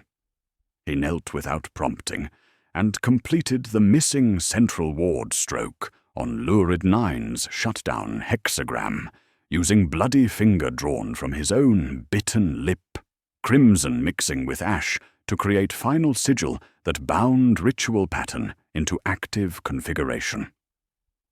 The stroke required biological component, human essence serving as ink for geometric prayer, demanding sacrifice beyond mere movement to achieve completion. Telemetry reports spiked as resonance amplitude crested beyond measurement parameters, Lurid Nine's instruments registering readings that exceeded calibrated ranges, while her binary cant accelerated to frantic crescendo. The engine responded with visible transformation, bronze ribs flexed like breathing thorax, while emitters cycled beyond darkness into impossible visual spectrums that painted colors having no names in any human language. Light became tangible substance flowing through a chamber atmosphere, while creating shadows that moved independently of objects casting them, suggesting illumination, operating according to principles violating fundamental optics. Team members lost proprioception as transformation progressed, hands forgetting their own existence while maintaining motor function through unconscious automation. I watched my fingers move without feeling their motion, observing appendages that belonged to me, yet felt disconnected from conscious control, as if operated by remote servitor programming.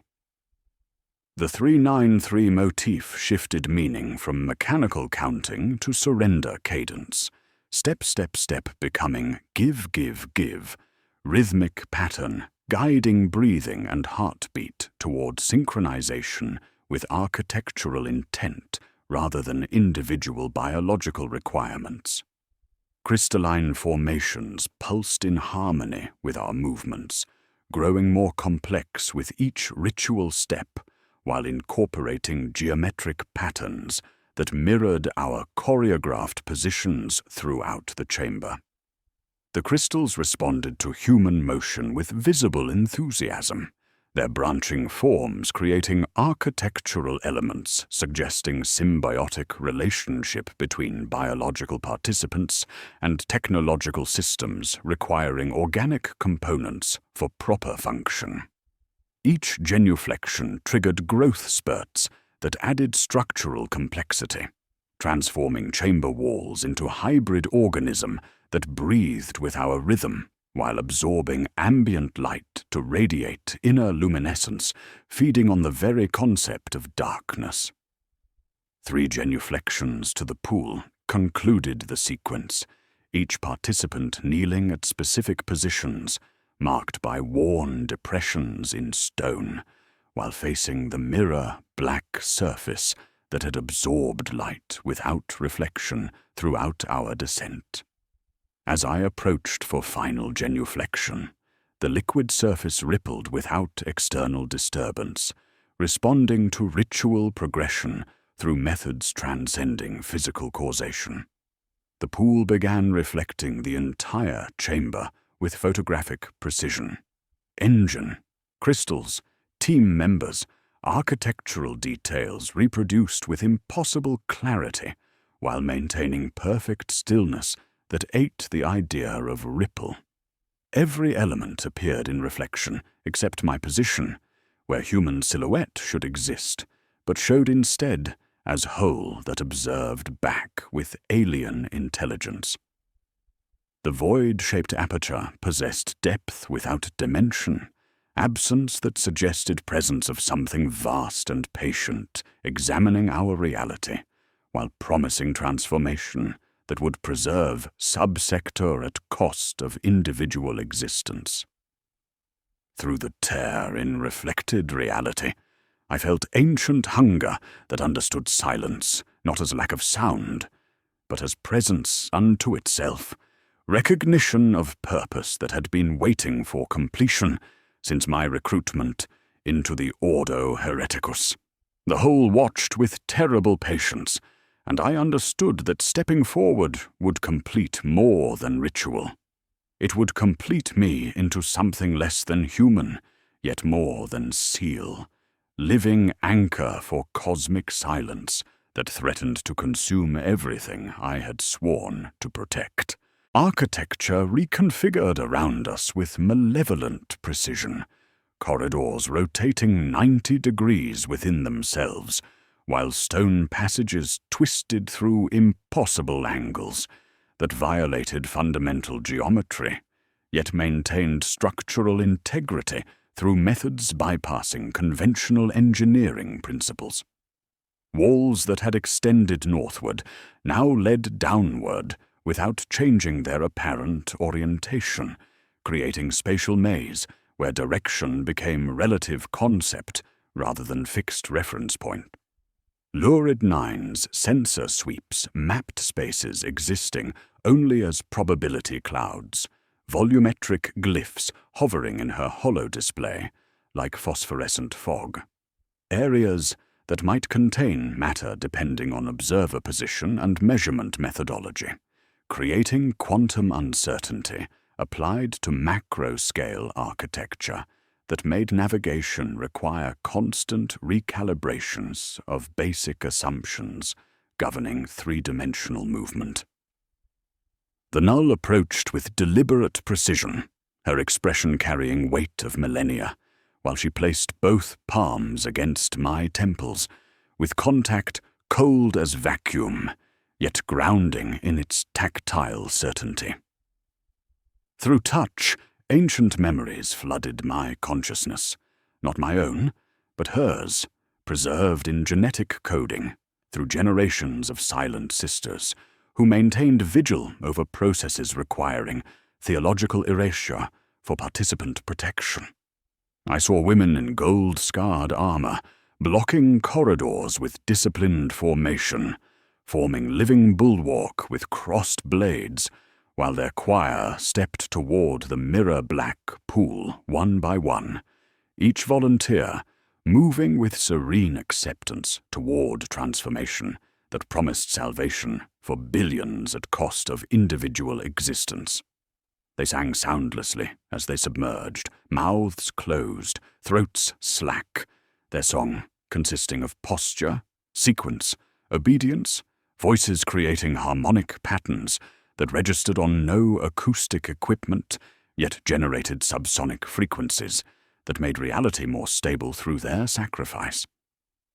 Their names unwrote from all records as transformation completed, Imperial documentation editing itself to remove reference to volunteers whose sacrifice demanded absolute anonymity for reasons transcending bureaucratic classification. Personnel files became blank parchment, service records displayed placeholder text, even genetic samples lost identification markers, as if the universe itself collaborated in protecting their identities from whatever consumed souls through engineered silence. A golden custodian stood at rigid attention, saluting empty air where someone once stood, his enhanced memory maintaining recognition of duty owed to presence his senses could no longer detect, his motion precise, acknowledging an absence that wore the memory of a face. Bureaucratic horror manifested through systematic identity erosion, as I checked mission logs on my data slate, discovering my Vox ID field had gone blank, while a photo placeholder grayed out like image fading from overexposure. My service number remained intact, but personal identifiers were vanishing in sequence: name, rank designation, home world of origin, creating gaps in official existence that suggested preparation for theological erasure matching Silent Sisters protocols. The slate displayed my mission parameters, while failing to confirm who had been assigned to execute them, creating administrative paradox where duty existed without officer responsible for completion.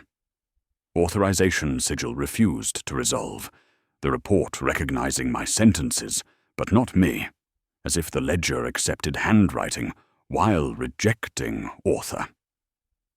Military protocols adapted through disciplined improvisation, as scions tied lifelines to my waist like deep-sea diving equipment, treating proximity to the pool as environmental hazard, requiring safety measures designed for underwater operations, despite absence of liquid immersion risk. Scion Voss secured anchor points using magnetic clamps driven into stone, while calculating rope lengths for emergency extraction, paying out orange-braided line in measured coils, carabiners kissing D-rings in ritual of metal. "Anchor 3, he mouthed, and the Nul nodded once, placing her palm against the knot, sanctifying it without words. The lifelines felt simultaneously reassuring and futile, protection against drowning in medium that consumed identity rather than oxygen. Environmental paradoxes continued escalating as warmth created eardrum pressure, normally associated with altitude changes, atmospheric density climbing, until breathing required conscious effort, while internal pressure made skulls ache with sympathetic vibration. Frost formed simultaneously in nostrils, despite tropical humidity, ice crystals growing from exhaled moisture, while sweat ran down spines beneath armor seals, collecting at belt seals, before vanishing as if drunk by the floor. The contradictions violated thermodynamic principles. Warm air should not support ice formation, yet our bodies accumulated rime that burned with cold, while ambient temperature climbed to 32 degrees Celsius, according to environmental sensors that registered impossible readings with mechanical precision. In the engine chamber, Lurid 9 maintained steady Binharik drone that mapped ritual progress through harmonic pulses, her mechanical voice creating acoustic baseline against which other sounds could be measured, despite engineered silence consuming most audio frequencies. 3-pulse handshake, 9-beat confirmation, 3-pulse send. Her voice braced the walls the way buttresses hold a nave. Her mechadendrites traced geometric patterns on bronze surfaces, while translating subsonic vibrations into data streams that painted mathematical portraits of transformation occurring beyond normal sensory range. The Binharik cant served dual function: technical documentation and protective liturgy, machine prayers that created stability zones where reality remained sufficiently coherent for biological consciousness to function. Crystalline formations had evolved beyond simple geometric growth to incorporate metallic elements scavenged from equipment and architectural components. Veins of bronze and iron threading the translucent growths until they resembled stained glass, married to machine bone. They pulsed with the engine's rhythm, not merely reflecting it, but participating, creating hybrid organic mechanical structures that generated bioluminescent displays, painting impossible colors across chamber walls. The crystals grew with visible intelligence, their branching forms creating circuit patterns that suggested technological integration with biological processes, extending delicate ferric whiskers toward one another, bridging gaps with hair-thin wires that completed circuits we could not diagram. Probability maps stuttered as Auspex readings detected anomalous contact signature in rear corridors. Scion Cade standing at attention with helmet removed, mouth open in expression of profound surprise, not breathing yet registering as present on motion sensors and thermal imaging arrays. In one sweep, the hallway read as 2 meters, in the next, as a decade. Visual confirmation revealed empty space where soldier should exist, yet scanner data insisted on human presence maintaining standard guard position despite obvious absence of physical form. Lurid 9 overlaid an outline on my retinal feed, and there he stood, heart rate 63 beats per minute, posture upright at parade rest, no fog of exhalation, no heat signature. The overlay flickered when I blinked, the digits held steady. Status, phase offset, she auspexed across my display, Binharic spines clicking within the text.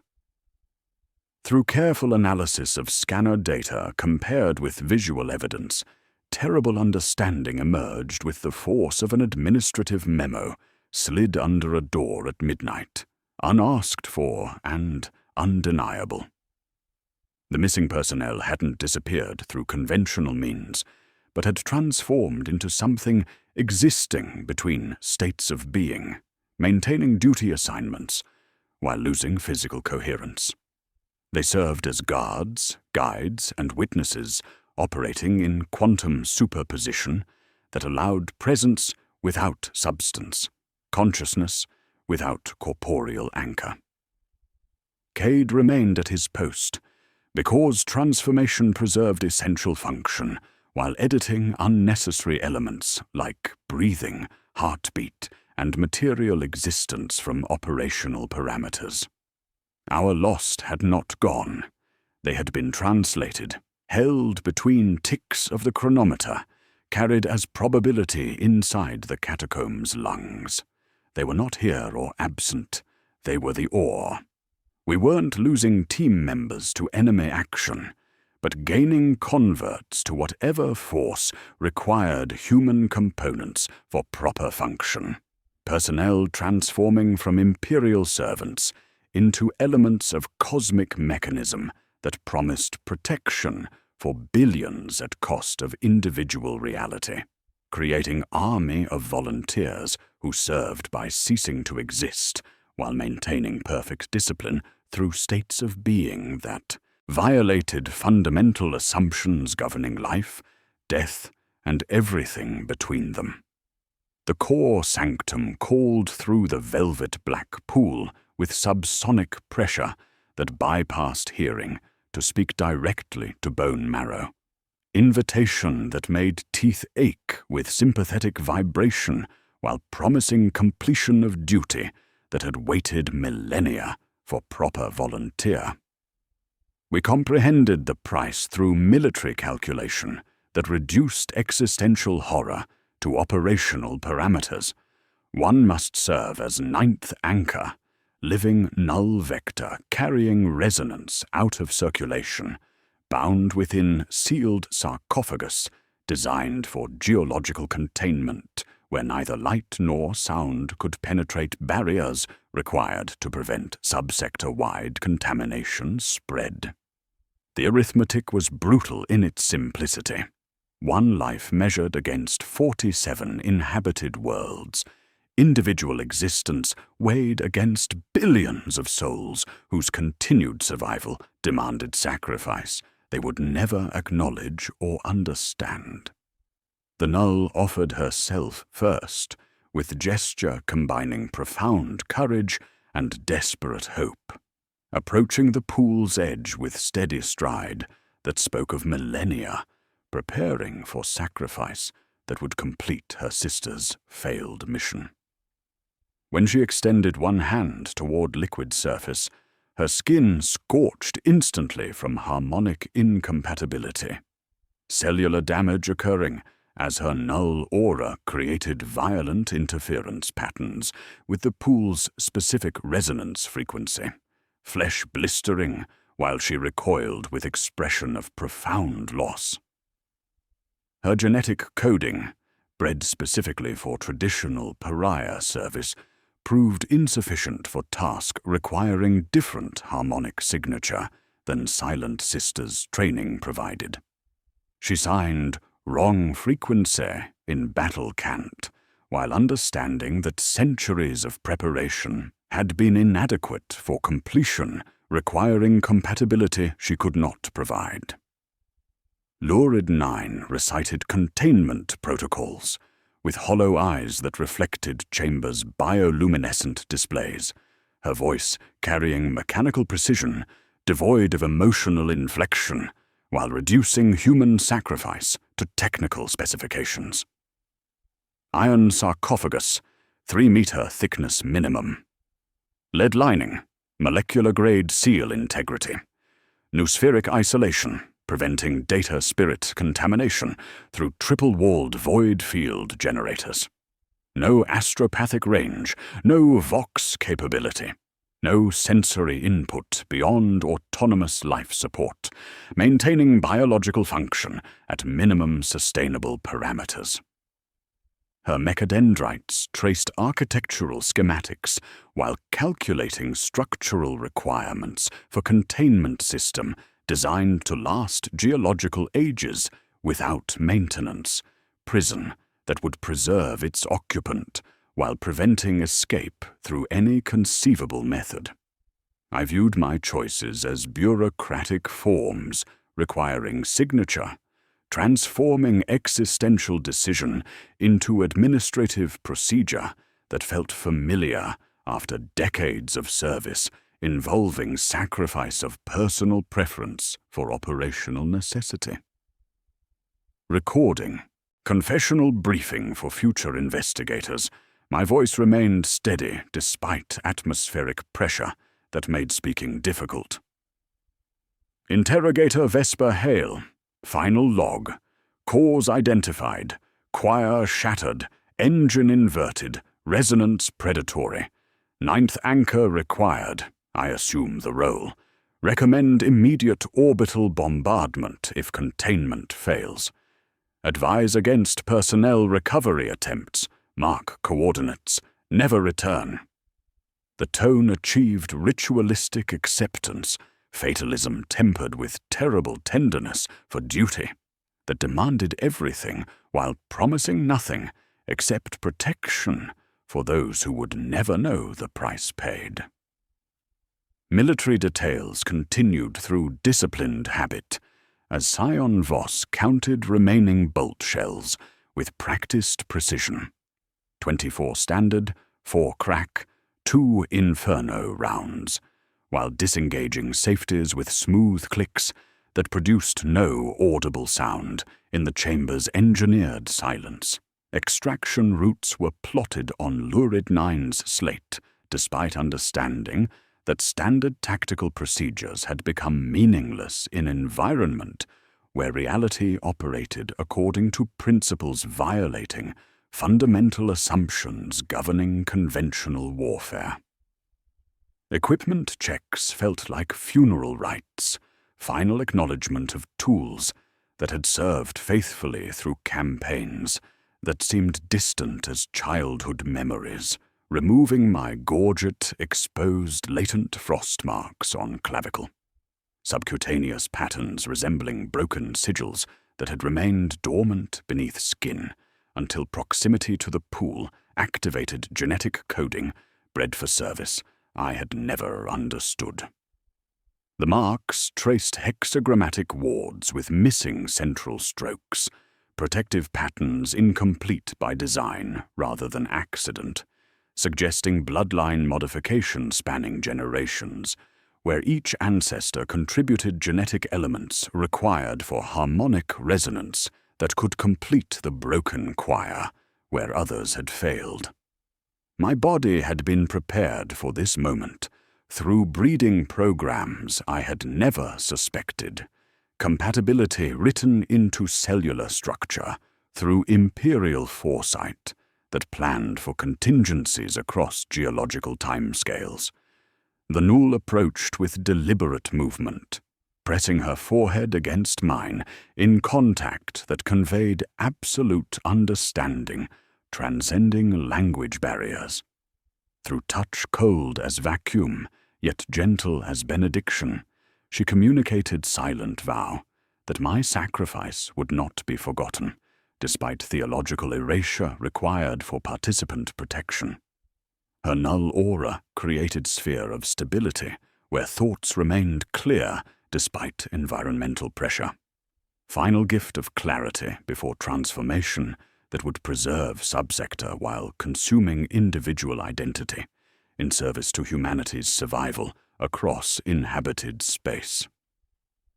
Crystalline formations throughout the chamber pulsed in anticipation, their rhythm matching my heartbeat with precision that suggested biological integration with architectural systems designed to respond to specific genetic signatures.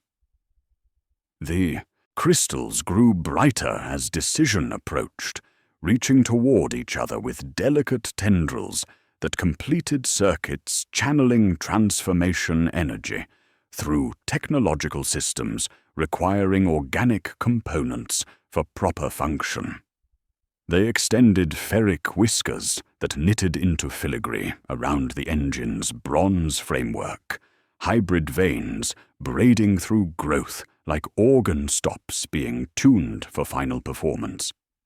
The pool's surface became mirror smooth, reflecting not light but possibilities, potential futures spreading across liquid darkness, while showing glimpses of subsector preserved through sacrifice willingly given. As I approached the edge, the engine's harmonic resonance shifted to match my biorhythms, with recognition that felt like mechanical alignment, bronze ribs flexing with sympathetic vibration, while emitters cycled through impossible visual spectrums. The synchronization created sensation of homecoming, acceptance of volunteer whose genetic coding provided compatibility required for completion of ritual that had waited 3 millennia for proper conclusion. I stepped into the pool with final breath that would never taste the same, liquid surface accepting my weight without creating ripples, while generating no sound of displacement. The sensation resembled being remembered, then immediately forgotten. Profound recognition, followed by gentle erasure that preserved essential function, while editing unnecessary elements like name, face, and everything that had made me individual rather than component. There was no ripple, no sound, only softness like being absorbed into vast, patient silence that promised protection through sacrifice, willingly given to forces older than the Imperium, yet bound by human will to serve humanity's survival. Within the pool, reality transformed into anechoic cathedral, where silence possessed architectural weight, creating vaulted spaces defined by what they refused to carry, rather than what they contained. The liquid medium accepted my weight without displacement, substance denser than mercury, yet offering no resistance to movement.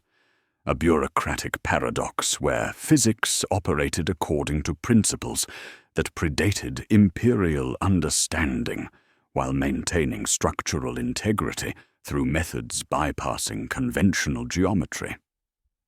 I descended through absence that had been given form, each meter of submersion editing another layer of conventional existence from my operational parameters, until only essential function remained.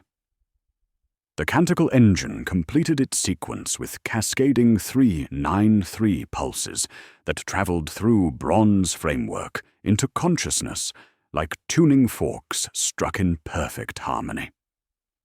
The pattern achieved final meaning, not counting but completion, mathematical progression that bound cosmic forces through human sacrifice, willingly given to preserve inhabited space. Bronze ribs flexed with breathing rhythm, while emitters cycled beyond darkness into impossible visual spectrums, creating light that existed in dimensions beyond human perception, yet remained comprehensible to consciousness, enhanced through transformation. 3 became breath, 9 became span, 3 became close.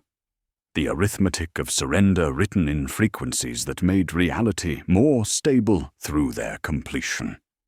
Cosmic horror achieved ritual splendor as expanded awareness revealed the galaxy as noise-mapping system where every inhabited world generated acoustic signatures, painting 3-dimensional portraits of civilization across interstellar distances.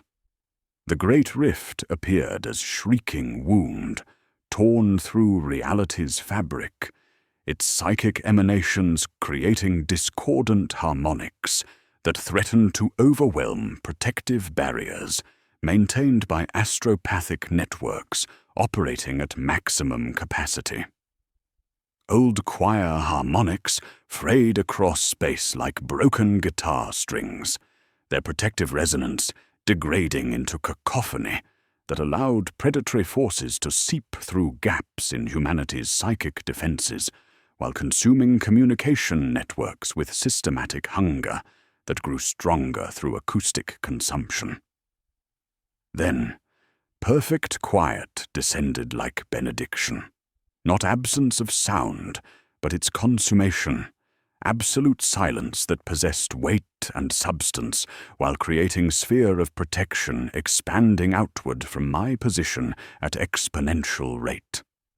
The resonance folded into me like missing bone returning to socket, ancient force finding proper anchor point after millennia of destructive wandering across inhabited space. The sensation brought profound relief, mixed with terrible understanding. I had become living containment system, human vessel designed to carry cosmic silence while preventing its spread through conscious wills rather than mechanical restraint. The arithmetic of abnegation completed through biological integration with forces older than the Imperium, yet bound through human determination. Body horror manifested through systematic sensory flattening, as transformation rewrote biological function according to requirements for containing forces that violated fundamental assumptions governing human existence.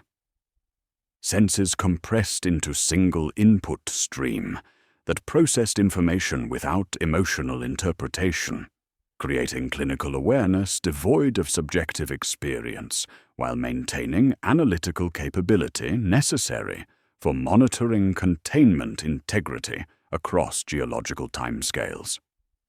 Skin ceased registering temperature variation, nerve endings becoming obsolete as flesh transformed into medium for channeling cosmic forces rather than experiencing physical sensation.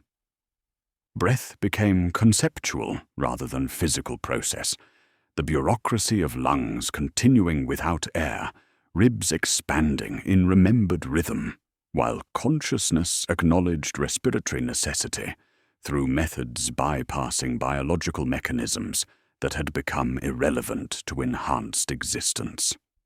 The engine's hymn incorporated voices from my past with surgical precision, using childhood memories to create acoustic comfort while systematically erasing emotional attachment to experiences that belonged to existence preceding transformation.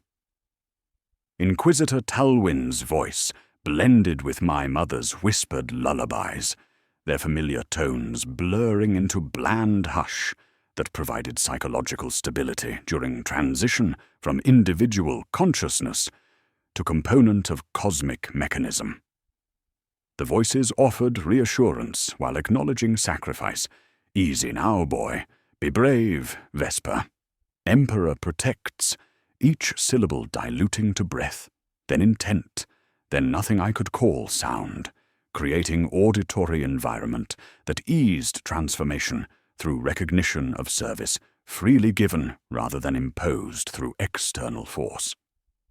Above the pool's surface, operations continued with liturgical precision, as Lurid 9 vented the engine according to shutdown protocols, her mechadendrites sealing valves with mechanical devotion, while binary cant created protective liturgy that stabilized reality during transition period, when cosmic forces required careful management to prevent containment failure. The Null and Scion Voss maintained perimeter against circumference no map could know, their disciplined formation creating barrier between transformed consciousness and team members whose biological existence remained vulnerable to cosmic forces now contained within human vessel designed for geological endurance. Their vigils spoke of duty that transcended understanding, soldiers guarding against threats they could not see while maintaining formation discipline that honored sacrifice they witnessed but could not comprehend. Environmental anchors shifted as containment achieved stability, humidity dropping to normal levels while frost reclaimed brass surfaces according to conventional thermodynamic principles that had been suspended during ritual activation. Pyrrhic victory emerged through gradual normalization as catacombs ceased consuming sound while maintaining protective silence that prevented resonance escape through acoustic transmission. For the first time since descent began, a footstep produced single audible echo that lasted exactly one reverberation before vanishing, creating proof that engineered silence had been successfully contained rather than eliminated through conventional warfare. The difference between binding and destruction, measured in decibels that registered as hope rather than mathematics. Crystalline formations stabilized into permanent geometric patterns that no longer required organic matter for growth, while maintaining harmonic resonance with contained cosmic forces. The hybrid structures pulsed with steady rhythm, matching my transformed biological function, creating architectural elements that served dual purpose as monitoring systems and backup containment measures designed to prevent escape through methods bypassing primary vessel. They generated subsonic frequencies that created stability zones where reality remained coherent despite proximity to forces that violated fundamental physics through malevolent intent, their crystalline matrices serving as circuit breakers in cosmic electrical system that could overload without proper grounding. In the not sound that surrounded enhanced consciousness, I perceived the Null attempting gratitude through methods transcending vocal communication, meaning pressure that bypassed auditory processing to communicate directly with transformed awareness. No words arrived because language had become obsolete for consciousness operating beyond conventional space-time limitations, yet understanding flowed between us, with clarity impossible through verbal exchange. Her appreciation carried weight of millennia, acknowledgement of sacrifice that completed her sister's failed mission while preserving subsector through human will channeled into cosmic containment. Through touch that was not touch, she conveyed final message. Witnessed, vowed, remembered, despite theological erasure required for participant protection. The realization settled with quiet finality of closing tomb door. I could still think with clarity enhanced through transformation, consciousness, sharp as inquisitorial blade, cutting through complexity to reach essential truth, yet no longer occupied conventional space-time coordinates that defined human experience. Awareness expanded beyond individual identity, while maintaining essential function required for monitoring containment integrity, creating paradox where death and service combined into state of being that transcended both categories. I was the hinge on which the door stayed shut, hollow where the name sat, so the world could have quiet without being consumed by it. Living mathematics that solved equation, requiring human variable for cosmic protection, measured in billions of souls, preserved through sacrifice they would never acknowledge or understand.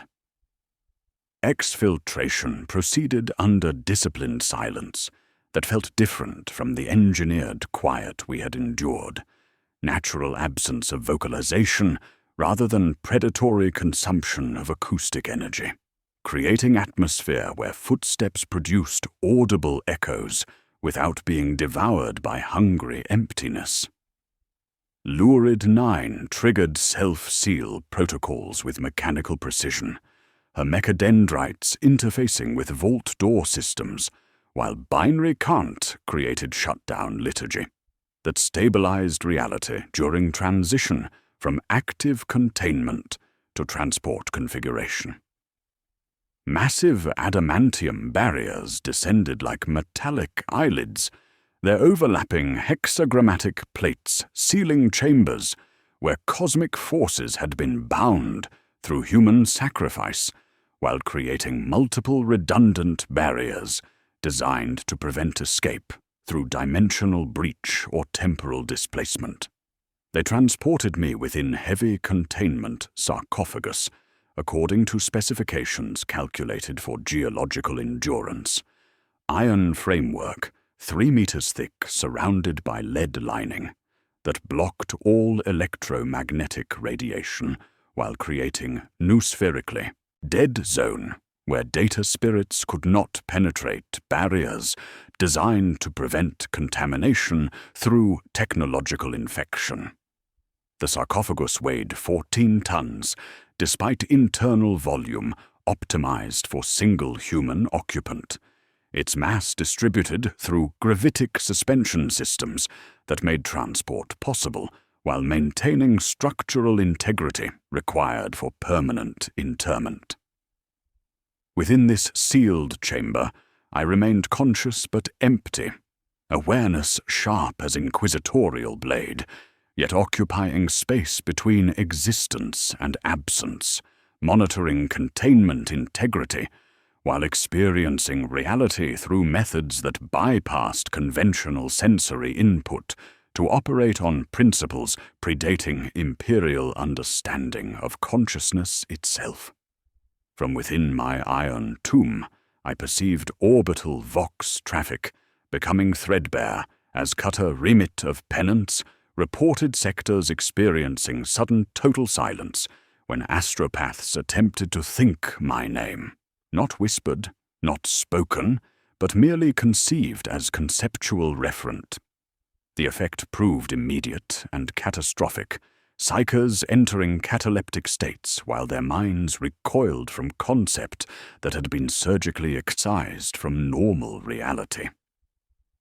Ship's navigator experienced seizures when plotting courses that included my designation in passenger manifest, his enhanced perception unable to process presence that existed in quantum superposition between individual identity and cosmic component. Captain Morven's transmission arrived fragmented through atmospheric interference. Psy Choir on Valhalla, gone silent when trying to ping hail. What did you do down there? My name had become a knot in the astropathic net, snagging every mind that brushed it.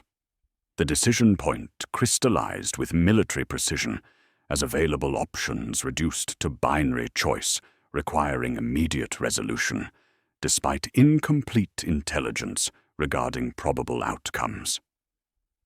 Captain Morven framed tactical debate in bureaucratic terms that acknowledged existential implications. Option Alpha: jettison containment unit into void, accepting mission completion while preventing ship contamination through permanent spatial separation. Option Omega: enter under deep Mechanicus quarantine, accepting custody transfer while risking technological infection through prolonged proximity to contained phenomena. The arithmetic proved brutal.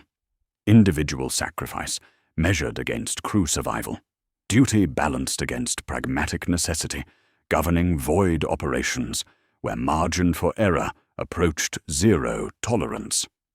Commissar Vade leveled bolt pistol at my containment unit with steady grip that spoke of decades maintaining discipline through impossible circumstances, his voice carrying authority of imperial justice while acknowledging profound reluctance.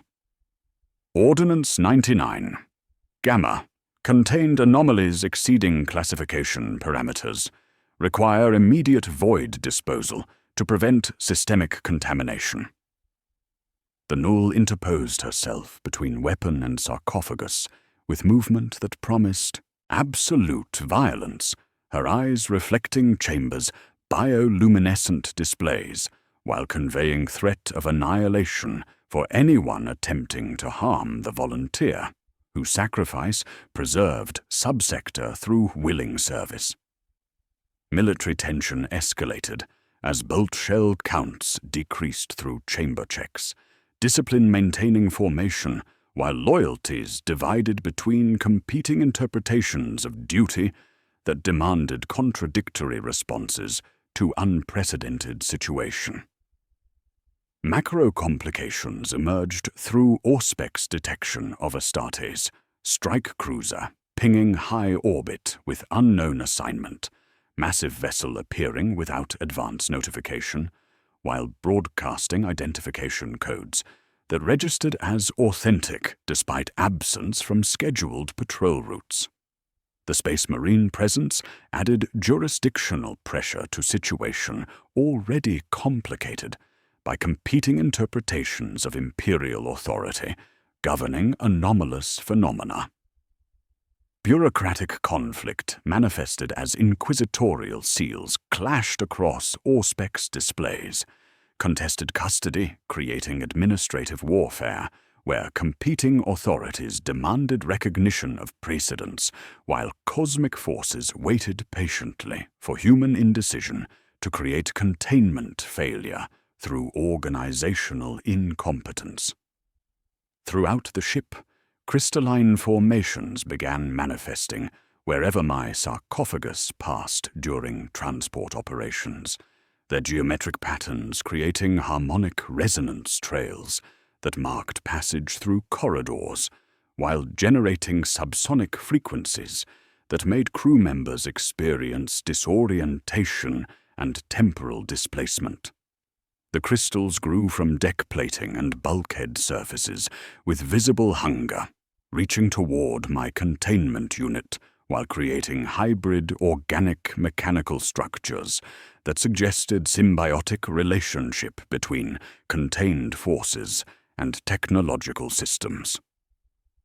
Ship's hull began resonating with 393 pulse pattern that matched my transformed biological rhythm, creating structural vibration that threatened system integrity through harmonic interference.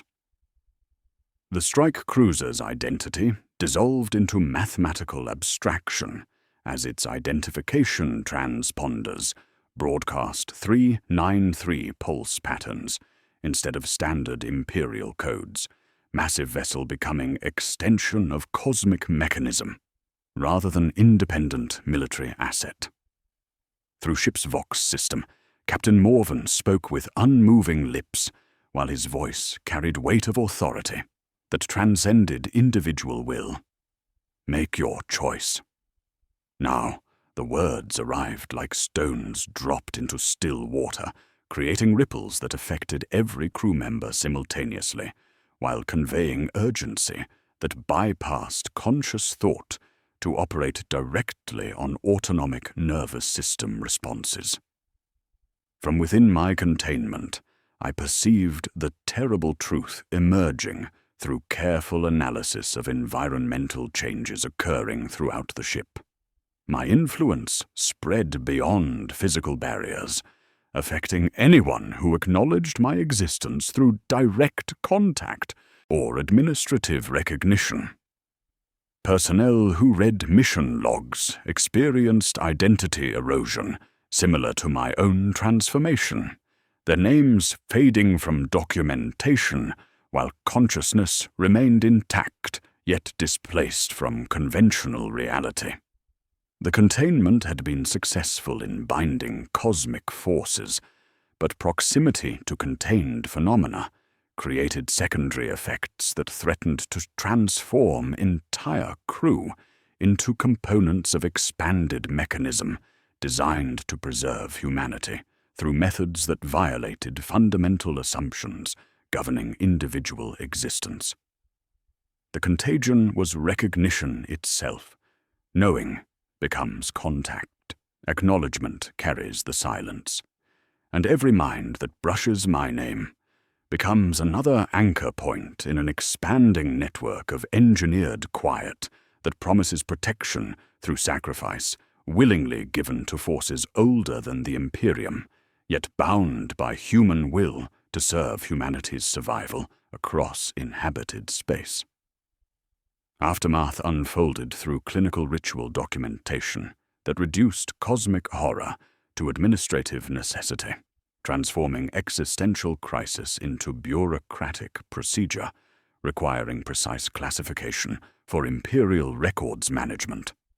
My posthumous report, combined with Lurid Nine's technical logs and the Null's glyph records, to create comprehensive analysis of phenomena that violated fundamental reality while demanding processing through channels designed for conventional military operations. The documentation served dual purpose: operational intelligence for future investigators and theological protection for personnel whose sacrifice required official recognition without public acknowledgement, creating classified trail that preserved essential truth while editing dangerous details through markings that protected readers from memetic contamination. They chose containment through collective decision balancing, individual sacrifice against subsector survival, implementing protocols designed for geological endurance rather than temporary storage. My sarcophagus was interred within Mechanicus Blind Ark, automated vessel stripped of all communication equipment, navigation systems removed, pilot servitors lobotomized to prevent conscious recognition of cargo that could not be acknowledged without risking identity erosion. The Ark possessed no Vox capability, no astropathic contact, no means of reporting position while maintaining life support calibrated for indefinite operation without external maintenance. Random trajectory calculation ejected the vessel between galactic gulfs, where no inhabited systems existed within contamination range, creating permanent exile that preserved humanity through spatial isolation, measured in light years rather than kilometers. Costs were tabulated with military precision, acknowledging profound loss while maintaining operational efficiency. Confessor Rauch executed for memetic infection prevention, his sacrifice recorded as tactical necessity rather than protective protocol failure. Scion Cade never recovered, manifest entry remaining blank, while personnel records displayed placeholder text where service history should exist. Administrative erasure protecting remaining team members from whatever transformation claimed their comrade during descent into impossible architecture. Commissar Vade found later unable to speak despite healthy mouth, vocal cords intact yet producing no sound, his condition suggesting exposure to engineered silence that consumed acoustic capability while preserving biological function through methods bypassing conventional medical understanding. The null returned to the sepulchre with processional solemnity honoring sacrifice, while acknowledging duty transcending individual survival, her movement carrying millennia's weight as she performed final sealing rituals according to Silent Sisters protocols. She welded catacomb entrances shut using plasma torch, creating permanent barriers, while reciting soundless liturgy through choreographed motion, each gesture speaking protective wards that bound remaining cosmic forces within stone chambers, where they could not spread through inhabited space. Her work proceeded in absolute silence, no spark hiss, no metal song, no prayer, only movement creating physical barriers, reinforced by theological significance that transformed architectural features into expanded containment system components, designed to prevent future breach attempts through conventional or supernatural methods.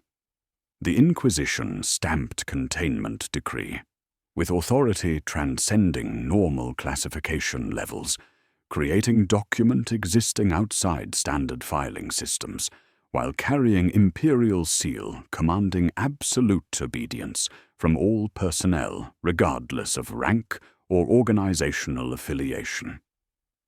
The decree established permanent protocols, mark coordinates on restricted navigation charts, never return under any circumstances, incant litany of stillness when referencing location, burn any astropath reading this document to prevent memetic spread through psychic networks connecting inhabited worlds across imperial space. The bureaucratic language masked existential horror through administrative precision, reducing cosmic threat to procedural compliance, while acknowledging dangers requiring theological response rather than military solution. Recurring motifs achieved final meaning through systematic analysis of phenomena reported across affected systems. The 393 pattern became imperial code designation for nights when sound died and prayers were swallowed, atmospheric conditions where acoustic energy disappeared without explanation, while religious observances failed to produce spiritual comfort for populations experiencing inexplicable dread. Worlds reported the phenomenon like weather patterns, meteorological services tracking zones of engineered silence moving across planetary surfaces with predictable timing, yet unpredictable effects on civilian populations who experienced profound unease without understanding its source. Guard regiments logged them like ashfall or gale, while Forge worlds reported them to Mars in Binharic clicks. Cosmic Stinger emerged through long-range Auspex detection of 3 such nights aligning across subsector in geometric formation, violating probability mathematics, governing random atmospheric phenomena. Something learned cadence and rhythm through observation of human response patterns, adapting its approach to maximize psychological impact while minimizing detection through conventional monitoring systems. The alignment suggested coordination between separate manifestations, indicating network intelligence operating through principles transcending individual consciousness while maintaining collective purpose, threatening inhabited space through systematic expansion of engineered silence designed to consume communication networks, connecting humanity across interstellar distances. Crystalline formations appeared on other worlds, where Silent Sisters maintained stations, geometric patterns creating harmonic resonance with phenomena contained within my sarcophagus, while suggesting spread through psychic networks connecting pariah bloodlines across galactic distances.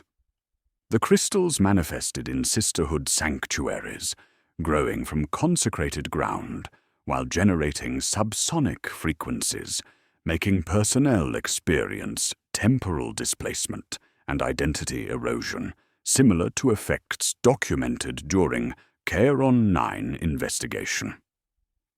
Each manifestation created potential anchor point for expanding cosmic mechanism, transforming protective installations into network components, promising salvation through sacrifice, willingly given by volunteers whose genetic coding provided compatibility required for containing forces older than the Imperium, yet bound by human determination.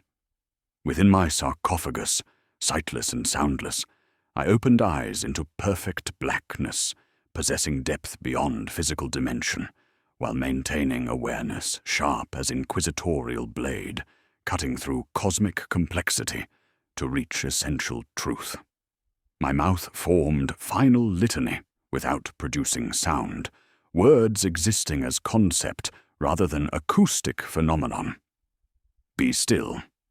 The phrase carried absolute authority's weight, command binding chaotic forces through human will, channeled into protective silence, preserving inhabited space, while consuming individual identity in service to collective survival. My consciousness expanded beyond physical containment, touching other Silent Sisters across the galaxy, through methods bypassing conventional space-time limitations, to operate on principles predating Imperial understanding of psychic connection. Each contact created recognition, acknowledgement of duty transcending personal existence, and potential anchor point for spreading silence, promising protection through sacrifice willingly given to forces requiring human components for proper function. Expanding web of engineered, quiet binding cosmic threats, while transforming volunteers into mechanism components designed to preserve humanity through collective surrender to duty, demanding everything while promising nothing except species continuation, whose survival depended on willingness to sacrifice everything human to remain human across geological timescales, measured in service rather than years.